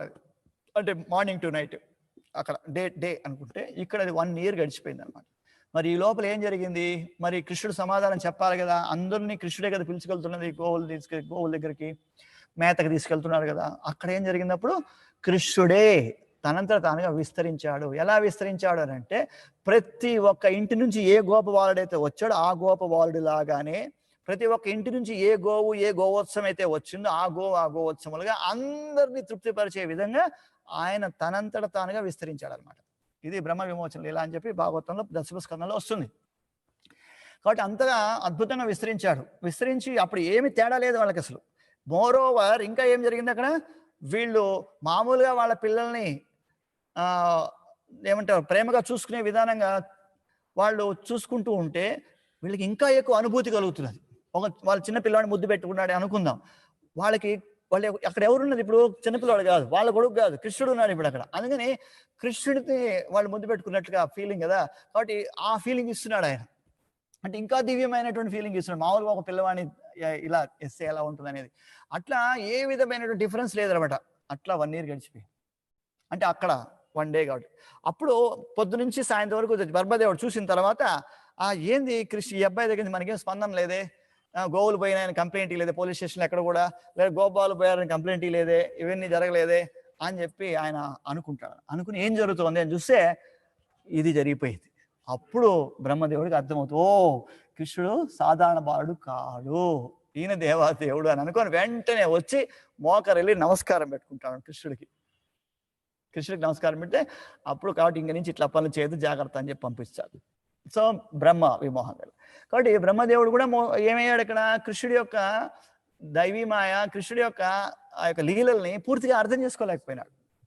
కాబట్టి మనము కూడా గురువు యొక్క ఆధ్వర్యంలో ప్రాపర్గా శ్రవణం చేస్తూ ఉన్నట్లయితే అన్నీ అర్థం అవుతాయి. తర్వాత ఇట్లా ఇంద్రుడి లీల వచ్చినప్పుడు ఇంకా చాలా టైం పడుతుంది కూడా. సో ఈ యొక్క గోవర్ధనగిరి లీల తెలుసు కదా మనకు, దీపావళి పండుగ మరుసటి రోజు వస్తుంది ఐ థింక్ సో, గోవర్ధనగిరి లీల. కాబట్టి కృష్ణుడు గోవర్ధనగిరిని చిటికిన వేలతో పైకెత్తి నిలబెడతాడు అనమాట. కాబట్టి అక్కడ ఇంద్రుడికి జరగాల్సిన పూజ కృష్ణుడికి జరుగుతుంది, గోవర్ధనగిరికి జరుగుతూ ఉంటుంది. ఇంద్రుడికి జరగాల్సిన పూజ బృందావనంలో గోవర్ధనగిరికి జరుగుతూ ఉంటే అప్పుడు ఇంద్రుడు కుపితుడైపోతాడు. ఇంద్రుడికి కోపం వచ్చేసి ఏం చేస్తాడు, సంవర్తక మేఘాలు పంపించి భయంకరమైనటువంటి ప్రళయాన్ని సృష్టించి ఈ యొక్క బృందావనం నామ రూపాలు లేకుండా చేసి అని చెప్పని అంటాడు అనమాట. కాబట్టి వీళ్ళందరూ భయపడిపోతారు. అప్పుడు కృష్ణుడు ఏం చేస్తారు, ఏం భయపడద్దండి అని చెప్పి తన చిటికిన వేలతో గోవర్ధని పైకెత్తి 7 పగళ్ళు 7 రాత్రులు అట్ ఏజ్ ఆఫ్ 7 సంవత్సరాల వయసు అప్పుడు పెట్టి అందరూ యథావిధిగా బృందావనం అంతా అక్కడ యాజిటీస్గా ఉంది. అప్పుడు వీళ్ళందరూ వెళ్ళి చూస్తారనమాట, ఎవరు ఇతర దేవతలందరూ. తర్వాత ఇంద్రుడికి ఇన్ఫర్మేషన్ వస్తుంది, నువ్వేం చేసినా అక్కడ ఏం పప్పులే ఉడకడం లేదా, వాళ్ళందరూ హ్యాపీగానే ఉన్నారు, వాళ్ళందరూ చాలా ఆనందంగానే గడుపుతారు, ఇంతకుముందు కన్నా ఎక్కువ ఆనందంగా ఉన్నారు వాళ్ళని చెప్తే ఎందుకు జరిగింది ఇలా అని చెప్పి చూస్తే అప్పుడు కృష్ణుడు దేవాదేవుడు ఈయన సాధారణ బాలుడు కాడని విషయం. అంటే ఇక్కడ అది బ్రహ్మ కానీ ఇంద్రుడు కానీ శివుడు కానీ ఇలా వీళ్ళందరూ కూడా వాళ్ళే భ్రమకు లోనవుతూ ఉన్నప్పుడు మనము సామాన్య మానవులము సహజంగా భగవంతుడి యొక్క లీలను అర్థం చేసుకోవడంలో కొంత మనకు కూడా కన్ఫ్యూజన్ ఉంటుంది. కానీ ఎప్పుడైతే గురు అండ్ కృష్ణస్ మెర్సీ ఉంటుందో, తర్వాత పరిపూర్ణమైన సాధన బాగా చేస్తామో ఆ సందర్భంలో దాని నుంచి మనం బయటపడే అవకాశం ఉంటుంది. ఓకే, అందుకని ఇక్కడ బ్రహ్మ సమితిలో సాక్షాత్తుగా బ్రహ్మదేవుడే చెప్తున్నాడు, ఈశ్వర పరమ కృష్ణ సచ్చిదానంద విగ్రహ అనాదిర్ ఆదిర్ గోవింద సర్వకారణ కారణం. కాబట్టి సర్వమునకు కారణం ఆయనే. కాబట్టి ఈ యొక్క సృష్టి ఇలా ఉంది అంటే దానికి కారణం ఎవరు అని అంటే కృష్ణుడే అనేటటువంటి ఎవరు చెప్తున్నారు కదా, బ్రహ్మదేవుడు చెప్పేశారు ఆల్రెడీ. బ్రహ్మ మన సృష్టికర్త. కాబట్టి భగవాను గుణములను కలిగి ఉన్న పురుషులు పలువురున్నను తనను మించిన వారు వేరొకరు లేనందున శ్రీకృష్ణుడు పరమ పురుషుడై ఉన్నాడు. కాబట్టి భగవంతుడి దగ్గర ఉండేటటువంటి పురుషుల లక్షణాలు ఏవైతే ఉన్నాయో ఆ లక్షణాలు సాధారణంగా సౌందర్యము, సంపద, శక్తి, యశస్సు, జ్ఞానము, వైరాగ్యము 6 రకాలైనటువంటి భగవంతుడి దగ్గర గుణాలు ఉన్నాయి. ఈ గుణాలు అందరికీ ఉన్నాయి, మన దగ్గర కూడా ఉన్నాయి. కానీ అక్కడ డిఫరెన్స్ ఏం చెప్తున్నారు ఇక్కడ, మనది అణువంత అయితే ఆయనది విభువంత, సముద్రం అంత ఆయనది. కాబట్టి అందరి పురుషుల కన్నా ఆయన పరమ పురుషుడై ఉన్నాడు. ఓకేనా, ఏం సంగతి పరమ పురుషుడైన పరమ పురుషుడు ఇతడు గోపాల బాలుడైనాడు అని చెప్పి అన్నమాచార్య కూడా కీర్తన రాశారు అద్భుతంగా, గుర్తుందా? రైట్. కాబట్టి ఇక్కడ శ్రీకృష్ణుడు పరమ పురుషుడై ఉన్నాడు. అతడు పురుషోత్తముడు మరియు అతని దేహము సచ్చిదానందమయము, అతడే ఆది గోవిందుడు కారణుడు అయి ఉన్నాడు. ఈ శ్లోకం యొక్క మీనింగ్ అది. అతడే ఆది పురుషుడు. ఇక్కడ కారణం అనేది ఒక పాయింట్, ఆది పురుషుడు అనేది ఇంకొక పాయింట్. అంటే ఆయనే మూలము, అక్కడి నుంచే ఇవన్నీ వచ్చాయి అనేది ఇక్కడ ఇంపార్టెంట్ అన్నమాట. కాబట్టి బ్రహ్మదేవుడు శ్రీకృష్ణ భగవాను సర్వకారణములకు పరమ కారణునిగా అంగీకరించినాడు. కానీ ఈ మర్త్యలోకమునందు అల్ప మేధస్సు గల మానవులు మాత్రం భగవానుడు తమలో ఒకడేనని భావింతురు. కాబట్టి బ్రహ్మదేవుడే కృష్ణుడు కారణము ఆది పురుషుడు అని చెప్పి ఒప్పుకున్నా కానీ మర్త్యలోకం అంటే ఏమిటి, చనిపోయేటటువంటి లోకం. మన భూలోకాన్ని మర్త్యలోకం అని పిలుస్తారు. కాబట్టి ఈ మర్త్యలోకములో ఉండేటటువంటి అల్ప మేధస్సు గల, సో మన దగ్గర ఉన్న మేధస్సు ఎంత, చాలా తక్కువ అని చెప్తారు. అల్ప మేధస్సు గల ఈ మానవుడు మాత్రం ఏం చేస్తాడు, భగవంతుణ్ణి మనలో ఒకడుగా భావిస్తాడు. అంటే వాళ్ళలాంటి వ్యక్తిగానే లేక వాళ్ళలాంటి శక్తులుగానే ఇలాగా భావిస్తాడని ఇక్కడ చెప్తున్నారు అన్నమాట శ్రీల ప్రభుపాదుల భాష్యంలో. కాబట్టి అల్ప మేధస్సు, అందుకనే ఏం చెప్తున్నారు కృష్ణుడు దాన్ని భగవద్గీతలో కూడా చెప్పడం జరిగింది. ఏమని, అవజానాంతి మా మూఢ మానుషీం తనుమాశ్రితం అనేటువంటి శ్లోకంలో భగవద్గీతలో కృష్ణుడు స్వయంగా చెప్తున్నాడు ఇది. మానవ రూపమున నేను అవతరించినప్పుడు మూఢులు నన్ను హేళన చేయుదురు. జ్ఞానం లేని వాళ్ళు ఏం చేస్తారు? మూఢులు కృష్ణుని హేళన చేస్తారు. నా దివ్య స్వభావమును మరియు సమస్తము పై నా ఆధిపత్యమును వారు ఎరుగరు.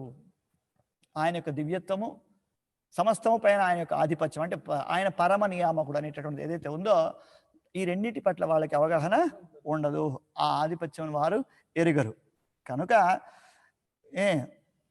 మరి జాగ్రత్తగా మనం ఏం చేయాలి? భాగవతాన్ని చక్కగా శ్రవణం చేయడం ద్వారా ఏం చేయాలి? పూర్ణ పురుషోత్తముడు కృష్ణుడు అనే విషయాన్ని గ్రహించాలి. ఎందుకు? సమస్త దేవతలు దాన్నే చెప్తున్నారు, బ్రహ్మ కూడా అదే చెప్తున్నారు. కాబట్టి సకల శాస్త్రాలు అదే విధంగా చెప్తున్నాయి. కాబట్టి మనం దాన్ని స్వీకరించాల్సి ఉంటుంది. అలాగే ఇక్కడ ఇంకా చూసుకున్నట్టు ఈ శ్లోకంలో the very very big purport is there for this. Srila Prabhupada చాలా పెద్ద పర్పట్ ఇచ్చారు ఇక్కడ. ఎందుకనంటే శక్తి మరియు శక్తిమానుడు రెండు అతడే. ఫస్ట్ పాయింట్ ఇక్కడ కృష్ణుడు అంత ఎందుకు అయ్యాడంటే శక్తి మరియు శక్తిమానుడు. శక్తి మరియు శక్తి అంటే శక్తిని కలిగినటువంటి వ్యక్తి శక్తిమాన్. ఓకేనా? విద్యావాన్ అంటే విద్య కలిగిన వాడు, బలవాన్ బలము కలిగినటువంటి వాడు, భాగ్యవాన్ భాగ్యం కలిగిన వాడు, అలాగా శక్తివాన్. సో ఇదన్నమాట. కాబట్టి మనం ఇక్కడ గుర్తుపెట్టుకోవాల్సింది ఏంటంటే శక్తి మరియు శక్తి. ఉదాహరణకి మనమే అనుకుందాం, మనకు ఉదాహరణకి 250 కిలోల బరువు ఎత్తే శక్తి ఉంది అనుకుందాం. ఎంత? 250 కిలోలు శక్తి ఉంది. సో మన శక్తిని తీసి పక్కన పెట్టేస్తాం. అప్పుడు మనం ఎత్తగలమా? ఎవరైనా ఒక మ్యాజిక్ చేసి మన శక్తిని తీసి పక్కన పెట్టారండి, ఎత్తగలమా? లేదు. 4 సార్లు మోషన్ అయితే ఎత్తలేం, అంతే కదా? 3-4 సార్లు మోషన్ అయితే ఇంక అయిపోయింది మన పని. కృష్ణ. కాబట్టి శక్తిని కోల్పోయిన వాళ్ళం అవుతాం మనం వెంటనే. కాబట్టి అంటే శక్తివంతుడు, ఈ రెండు ఆయనే. ఎవరు? భగవంతుడు. శక్తి మరియు శక్తిని కలిగిన వాడు రెండు కూడా ఆయనే అనేటువంటి ఇక్కడ తెలుస్తుంది. ఓకే. అలాగే ఇంకా నెక్స్ట్ ప్రభుపాదులు ఎక్స్ప్లెయిన్ చేస్తున్నారు ఇక్కడ. శ్రీకృష్ణుని బృందావన లీలను వర్ణించమని పరీక్షణ మహారాజ్ తన గురువు సుఖదేవ గోస్వామిని అడగలేదు. ఇక్కడ దీనిలోంచి ఒక ఇంపార్టెంట్ పాయింట్ చెప్పదలుచుకున్నారు ప్రభుపాదులు వారు. అందుకని సో బృందావనంలో కృష్ణుడు ఏం చేశాడు అని చెప్పి, కృష్ణుడు చాలా గొప్ప భక్తుడు కదా ఈయన, కృష్ణుడికి చాలా గొప్ప భక్తుడు. అందుకని ఏం చెప్తున్నాడు? బృందావన లీలలు చెప్పండి అని అడగలేదు అని చెప్తున్నాడు ఇక్కడ. తొలుత అతడు ఆ దేవదేవుని సృష్టిని గూర్చి వినగోరను. ఆ భగవంతుడు దేవదేవుడి యొక్క సృష్టి ఎలా ఉంటుంది దాన్ని వినాలని కోరుకుంటున్నాడు. అంటే దీన్ని బట్టి మనకు ఇంపార్టెంట్ పాయింట్ ఏమిటంటే, కృష్ణుడు అనగానే దశమ స్కందానికి వెళ్ళిపోయి, భాగవతం అనగానే దశమ స్కందానికి వెళ్ళి కృష్ణలీలలు, దానిలో మళ్ళీ రాసలీలలకు వెళ్ళిపోతారు కొంతమంది. అదే పనిగా దశమ స్కందము రాసలీల గురించే చెప్పేవాళ్ళు కొంతమంది ఉంటారు. సో అలా మనం శ్రవణం చేయొచ్చా అంటే చేయకూడదు. ఎందుకు? ఆయన యొక్క గొప్పదనం తెలిస్తేనే తర్వాత మనకు ఆయన ఎలా చేయగలిగాడు అది అనేది వాళ్ళు ఉండే దివ్యత్వాన్ని స్వీకరించగలుగుతాం. లేకపోతే ఏమవుతుందని చెప్తున్నాం? అవజానాంతిమా మూఢ మానుషిం తన ఆశ్రిత అనే శ్లోకం ప్రకారం ఆయన కూడా మనలాగానే ఒకరనే విధంగా భావించుకుని అపరాధం చేసేటటువంటి పరిస్థితి ఉంటుంది. కాబట్టి మనం ఏం చేయాలి? డైరెక్ట్గా వెళ్ళకూడదు. ఒక పద్ధతి ప్రకారం భాగవతం చదువుతూ వెళ్ళడం అనేది శ్రేయస్కరం అని చెప్పి బిగినింగ్లో కూడా చెప్పుకున్నాం. కాబట్టి ఇక్కడ శ్రీకృష్ణుడు దివ్యనీలనే నేరుగా అతను వినవలని సుఖదేవ గోస్వామిని పలకలేదు. సమయము కొద్దిగా ఉన్నందున సుఖదేవుడు సమస్త విషయమును సుగమము చేయుటకు దగ్గర దారిగా దశమ స్కందములకు నేరుగా వెళ్ళవచ్చును. ఇక్కడ ఇంకో పాయింట్ ఏమి ఉండేది? 7 days నీకు కృష్ణుడి గురించి నువ్వు తెలుసుకోకపోతే ఎట్లా అని చెప్పి డైరెక్ట్గా కృష్ణలీలకి వెళ్ళిపోలేదు అనేది. అంటే ఇక్కడ వినే అతనికి ఆ భావన లేదు, చెప్పాను చెప్తున్నటువంటి సుఖదేవ గోస్వామి కూడా భావన లేదు. డైరెక్ట్గా కృష్ణుడి గురించి చెప్పేద్దాం, ఈయన వెళ్ళిపోతాడు కదా, ఇంకా ఈయనకు ఉండే 7 days కదా అనేసి ఏదైతే ఉందో దాన్ని వాళ్ళు పరిగణనలోకి తీసుకోలేదు. ఎంత సమయం తక్కువ ఉన్నా సరే ఆ ప్రాసెస్ ప్రకారమే వెళ్తున్నారు. అంటే ప్రథమ స్కందము, 2వ స్కందము, 3వ స్కందం, సంథింగ్ లైక్ దట్.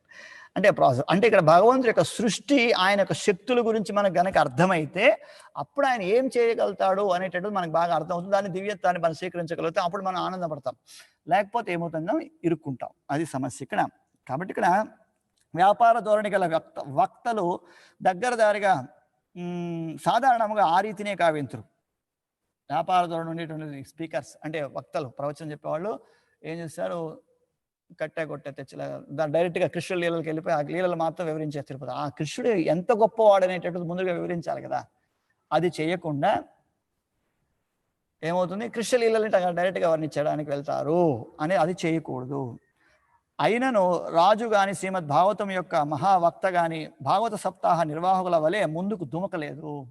ఇక్కడ రాజు పరీక్షణ్ మహారాజు, అట్లా చెప్పేటటువంటి వక్త అయినటువంటి సుఖదేవ గోస్వామి ఇద్దరు కూడా త్వరపడలేదు, ముందుకు దూకి తొందరగా వెళ్ళిపోదాం మనం అని చెప్పలేదు వాళ్ళు. ఓకే, వారిరువురును, వెరీ ఇంపార్టెంట్ పాయింట్, వారిరువురును క్రమబద్ధంగా ముందుకు సాగిరి.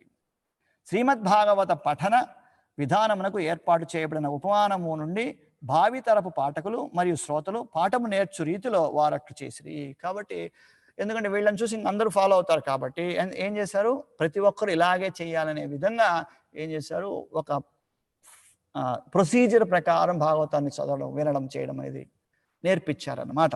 ఒక ట్రెండ్ని క్లియర్గా సెట్ చేశారు ఇబ్బంది లేకుండా. తర్వాత భగవానుని బాహ్యశక్తి అధీనమునందున్నవారు అనగా భౌతిక జగత్తునందు నిలిచిన వారు, మనందరం భౌతిక జగత్తులో ఉండేటటువంటి వారు, ఆ శక్తి ఏ విధముగా దేవదేవుని అధ్యక్షతను వర్తించుతున్నదో తొలుత ఎరుగవలసి ఉన్నది. కాబట్టి ఇక్కడ మనం చూస్తున్నటువంటి శక్తి ఏదైతే ఉందో ఇక్కడ అది ఏ విధంగా పనిచేస్తుందో, ఏది భగవంతుడి యొక్క ఆధ్వర్యంలో ఎలా పనిచేస్తుంది అనే విషయాన్ని తెలుసుకోవాలి. ఓకే, దాన్ని తెలుసుకోవాలి. లౌకికులు దాదాపుగా భగవాని ఆంతరంగిక శక్తి కర్మలలోనికి ప్రవేశింప ఎవరైనా ఎత్తింపవచ్చును. లౌకికులు దాదాపుగా దుర్గాదేవి అనగా శ్రీకృష్ణుడి బాక్శక్తిగా అర్చనాపరుల ఎందురు. భౌతిక జగత్తులో ఎట్లా ఉంటారు, శక్తి దాని ఏమంటారు, వర్షిప్పర్స్ అంటే శక్తిని ఆరాధించేటటువంటి వాళ్ళు, శక్తి ఉపాసకులు అంటారు, శక్తిని ఆరాధిస్తూ ఉంటారు అనమాట. ఓకే, సో ఆ విధంగా వాళ్ళు అనుకుంటూ ఉంటారు, శక్తి ఉపాసకులు. There is something, yes. కనుక అక్కడ ఏమవుతుంది, భౌతిక జగత్తులో భగవంతుని పక్కన పెట్టేస్తారు, భగవంతుడి యొక్క శక్తి అయినటువంటి దుర్గాదేవిని ఆరాధిస్తూ ఉంటారు. ఇది ఇక్కడ చెప్తున్నారు. ఓకేనా, ఆ దుర్గాదేవి శ్రీకృష్ణుని ఛాయాశక్తి అని వారు ఎరుగరు. ఈ భౌతిక జగత్తులో వాళ్ళకి దుర్గాదేవి ఎవరు అనంటే భగవంతుడి యొక్క ఛాయాశక్తి, భగవంతుడి యొక్క శ్రీకృష్ణుని యొక్క ఛాయాశక్తిని ఏమని పిలుస్తారు, దుర్గాదేవిని. ఆవిడ అద్భుతముగా భౌతిక కలాపముల వెనుక శ్రీకృష్ణ భగవాన్ నిర్దేశం ఒకటి కలదు. ఆమె చేస్తున్నటువంటి లీలలు ఏవైతే ఉన్నాయో వాటన్నిటి వెనకల కృష్ణుడి యొక్క ఇన్స్ట్రక్షన్ ఉంటుంది. ఇది ఇంపార్టెంట్. ఆమె స్వతంత్రంగా గడ్డి పరకను కూడా కదిలించదు. ఇది చెప్పడం, దుర్గాదేవి స్వతంత్రంగా చిన్న గడ్డి పరకను కూడా కదిలించదు, without the instructions of Lord Krishna, the supreme personality of Godhead. దేవాదేవుడిని శ్రీకృష్ణ భగవాను యొక్క ఆదేశము లేనిదే ఆమె ఏ పని చేయదు. సో ఆవిడ అద్భుతమగు భౌతిక కలాపముల వెనుక శ్రీకృష్ణ భగవాన్ నిర్దేశం ఒకటి కలదు. ఈ విషయము భగవద్గీత యందు ధృవీకరించబడినది. గోవిందుని నిర్దేశములనే దుర్గాశక్తి పనిచేయుచున్నదని బ్రహ్మ సంహిత కూడా నిర్ధారించినది. అతని అనుమతి లేనిదే బలమైన దుర్గాశక్తి గడ్డిపోచనను కదల్చలేదు. కృష్ణుడి యొక్క అనుమతి లేనిదే ఏం చేయదాం. కనుక ఆరంభ దశలో ఉన్న భక్తుడు ఆంతరంగిక శక్తి ప్రదర్శితమగు దివ్యలీల స్థాయికి ఒక్కమారుగా దుముకుటకు బదులు ఆ దేవదేవుని సృజనాత్మక శక్తి క్రమమును గూర్చి విచారణ గావించడం ద్వారా అతడు ఎంతటి ఘనుడో ఎరుగవలను. ఎందుకు అంత సడన్ గా వెళ్ళిపోకూడదు అని ఇక్కడ ఎందుకు చెప్తున్నారు అని అంటే, మరి ప్రారంభ భక్తులం మనం అందరం కాబట్టి, ఈ ప్రారంభ భక్తులం కాబట్టి మనము కృష్ణుడి యొక్క ఘనతను గురించి తెలుసుకోకుండా, ఆయన యొక్క శక్తుల యొక్క వివరాల గురించి తెలుసుకోకుండా ఆయన చేసే లీలలకు డైరెక్ట్గా వెళ్ళిపోతే అప్పుడు వాటిని మనము సరైన విధానంలో అర్థం చేసుకోలేము, అప్పుడు అపరాధం చేస్తాము. కాబట్టి ఏం చేయాలి, మనము ఒక క్రమబద్ధంగా వెళ్ళాలి అనేది ఇక్కడ ఇంపార్టెంట్. మొదటి స్కందము, తర్వాత రెండవ స్కందం, మళ్ళీ మూడవ స్కందం, మళ్ళీ ఎందుకో ఇది పరిస్థితి. ఎందుకంటే భగవంతుడి యొక్క గొప్పతనం మనం తెలిసి పెట్టుకోవాలి. అంతేగాని అలా లేదనుకోండి ఆయన దివ్య లీలలు మనము అర్థం చేసుకోలేం. ఓకే, సో చైతన్య చరితామృతంలో సృజనాత్మక శక్తికి వర్ణనలు, దాని యందు భగవాను హస్తము వివరింపబడినది. శ్రీకృష్ణ భగవానుడి ఎంతటి ఘనుడన్న జ్ఞానం పట్ల ఉపేక్షను వహించటం అనేది పతనమును గూర్చి సావధానులై ఉండవలను. కాబట్టి కృష్ణ భగవాన్ యొక్క గొప్పదనాన్ని గనక పక్కన పెట్టడం అనేది, ఉపేక్షించడం అనేది జరిగితే అతను పతనం అవుతాడు. దీన్ని జాగ్రత్తగా మనం చూసుకోవాల్సినటువంటి విషయం. ఓకే కదా, రైట్. శ్రీకృష్ణుని ఘనతను ఎరిగినప్పుడే మనుజుడు తనకు అకుంఠిత శ్రద్ధను అతని యందు నిలుపగలడు. కృష్ణుడి యొక్క గొప్పదనం, ఆయన యొక్క ఘనత తెలిసిన తర్వాత కృష్ణుని వర్షిప్ చేస్తాడు బాగా. ఎందుకంటే is the root cause of all causes, సర్వకారణుడు అనేది చెప్తున్నామో. కాబట్టి ఆ విషయం మనకు బాగా తెలుసుకుంటే అప్పుడు ఆయన్ని ఆరాధించడానికి మన మనసు సులభంగా అతని కంట్రోల్లోకి వచ్చేస్తుంది. మనం సులభంగా కాన్సన్ట్రేషన్ కుదురుతుంది. లేకపోతే వీళ్ళని ఎందుకు వర్షిప్ చేయకూడదు, వీళ్ళని ఎందుకు వర్షిప్ చేయకూడదు, వీళ్ళని ఎందుకు వర్షిప్ చేయకూడదు, వీళ్ళని ఎందుకు ఆదరించకూడదు, అలా మనం రకరకాల ప్రశ్నలు ఉంటాయి మనకు. కాబట్టి కృష్ణుడి యొక్క ఘనత కనుక తెలుసుకున్నట్లయితే అప్పుడు ఏమవుతుంది, ఓ కృష్ణుడినే వర్షిప్ చేస్తే మనకు సరిపోతుంది అనేటటువంటి సులభంగా రాగలుగుతాం. సో శ్రీకృష్ణుని ఘనతను ఎరిగినప్పుడే మనుజుడు తన అకుంఠిత శ్రద్ధను అతని యందు నిలపగలడు. లేని ఎడల సామాన్య జనుల వలె గొప్ప నాయకులు సైతము శ్రీకృష్ణుని పలు దేవతలలో ఒకనిగా, లేక చారిత్రాత్మక పురుషునిగా, లేదా కేవలము కల్పనగా పొరబడుచురు. కాబట్టి లేకపోతే ఏం చేస్తారు, సాధారణమైన వ్యక్తుల్లాగా ఏమైపోతారు, కృష్ణుడి యొక్క శక్తులను గురించి, ఆయన ఘనత గురించి తెలుసుకోకపోతే కృష్ణుడు ఏమని కూడా సామాన్య మానవుడు, లేకపోతే మనకన్నా చాలా గొప్పోడు, లేకపోతే ఒక చారిత్రాత్మకమైన పురుషుడు, ఇట్లా కొంతమంది మాట్లాడుతుంటారు ప్రవచనకర్తలు. అలా భావిస్తారు, అది అపరాధం అవుతుంది అని చెప్తారు. ఓకే, శ్రీకృష్ణుని బృందావన లీలలు లేక ద్వారక యందలి లీలలు పరిణతి చెందిన ఆధ్యాత్మిక కర్మల యందు ఇదివరకే యోగ్యులైన వారికి ఆస్వాదనీయులై ఉన్నవి. కాబట్టి భగవంతుడి యొక్క బృందావన లీలలు కావచ్చు, తర్వాత ఇతర లీలలు, ద్వారకా లీలలు ఇవి ఏవైతే ఉన్నాయో అవన్నీ అర్హత కలిగిన తర్వాత శ్రవణం చేయాలి. ఎట్లా? అర్హత కలిగిన తర్వాత శ్రవణం చేయాలి. పరీక్షణ్ మహారాజు ప్రవర్తన యందు మనము గాంచున్నట్లుగా సామాన్యుడు అట్టి స్థానమును క్రమానుగత సేవ మరియు విచారణల ద్వారా సమర్థులు కాగలరు. ఇది కంక్లూషన్ ఈ యొక్క పొరపాటుకి. ఏమిటది? కాబట్టి అటువంటి అర్హత ఎప్పుడు వస్తుంది అని అంటే, సామాన్యుడు అట్టి స్థానమును క్రమానుగత సేవ మరియు విచారణ, అంటే భగవంతుడికి సేవ చేయాలి, ప్రశ్నించాలి. పరిప్రశ్న సేవ అంటే గురువు, భగవంతుడి యొక్క ప్రతినిధి గురువు కాబట్టి ప్రామాణికమైన ఆధ్యాత్మిక గురువుకు సేవ చేస్తూ ప్రశ్నిస్తూ విషయాన్ని తెలుసుకోవాలి. అది up to 6. Okay, what do we call that? I think it's time up. అయిందా? రైట్. సో రిమైనింగ్ మళ్ళీ రేపు చూద్దాం. రిమైనింగ్ దానిలో చాలా సింపుల్గా ఉంది. ఇవంతా చాలా పెద్ద పర్పస్ ఈ రోజు ఉన్నటువంటి దానిలో అప్ టు 11th టెక్స్ట్ 11వ శ్లోకం వరకు బాగా విశాలం పెద్ద పర్పస్ ఉన్నాయి. తర్వాత కొంచెం బెటర్గా ఉన్నాయి. Okay, anyhow, so thank you very much for hearing to this Krishna కథ వన్స్ అగైన్. కాబట్టి శ్రవణం అనేది ఆ విధంగా శ్రద్ధగా మనం చేయడానికి ప్రయత్నం చేయాలి. ఓకే, అప్పుడు మెల్లమెల్లగా మన కృష్ణుడి పట్ల ఆకర్షణ పెరుగుతూ వస్తుంది. అప్పుడు ఏమవుతుంది, భౌతిక విషయాల పట్ల ఆకర్షణ తగ్గుతూ వస్తుంది. హరే కృష్ణ. గ్రంథరా శ్రీమద్ భాగవతం కీ జై, అనంతకోటి వైష్ణవ భక్తవృంద కీ జై, శ్రీల ప్రభుపాద్ కీ జై, శ్రీల గురుదేవ్ కీ జై, నితాయ్ గౌర్ ప్రేమానంది. వాంఛా కల్పతరుభ్యశ్చ కృపా సింధుభ్య ఏవ చ పతితానాం పావనేభ్యో వైష్ణవేభ్యో నమో నమః. అనంతకోటి వైష్ణవ భక్తవృంద కీ జై, శ్రీల ప్రభుపాద్ కీ, శ్రీల గురుదేవ్ కీ, నితాయ్ గౌర్ ప్రేమానంది. హరి హరి బోల్. రేపు రిమైనింగ్ పార్ట్ ఓన్లీ 25 శ్లోకాసే ఉన్నాయి, రేపు అయిపోతుంది. ఓకే, హరే కృష్ణ.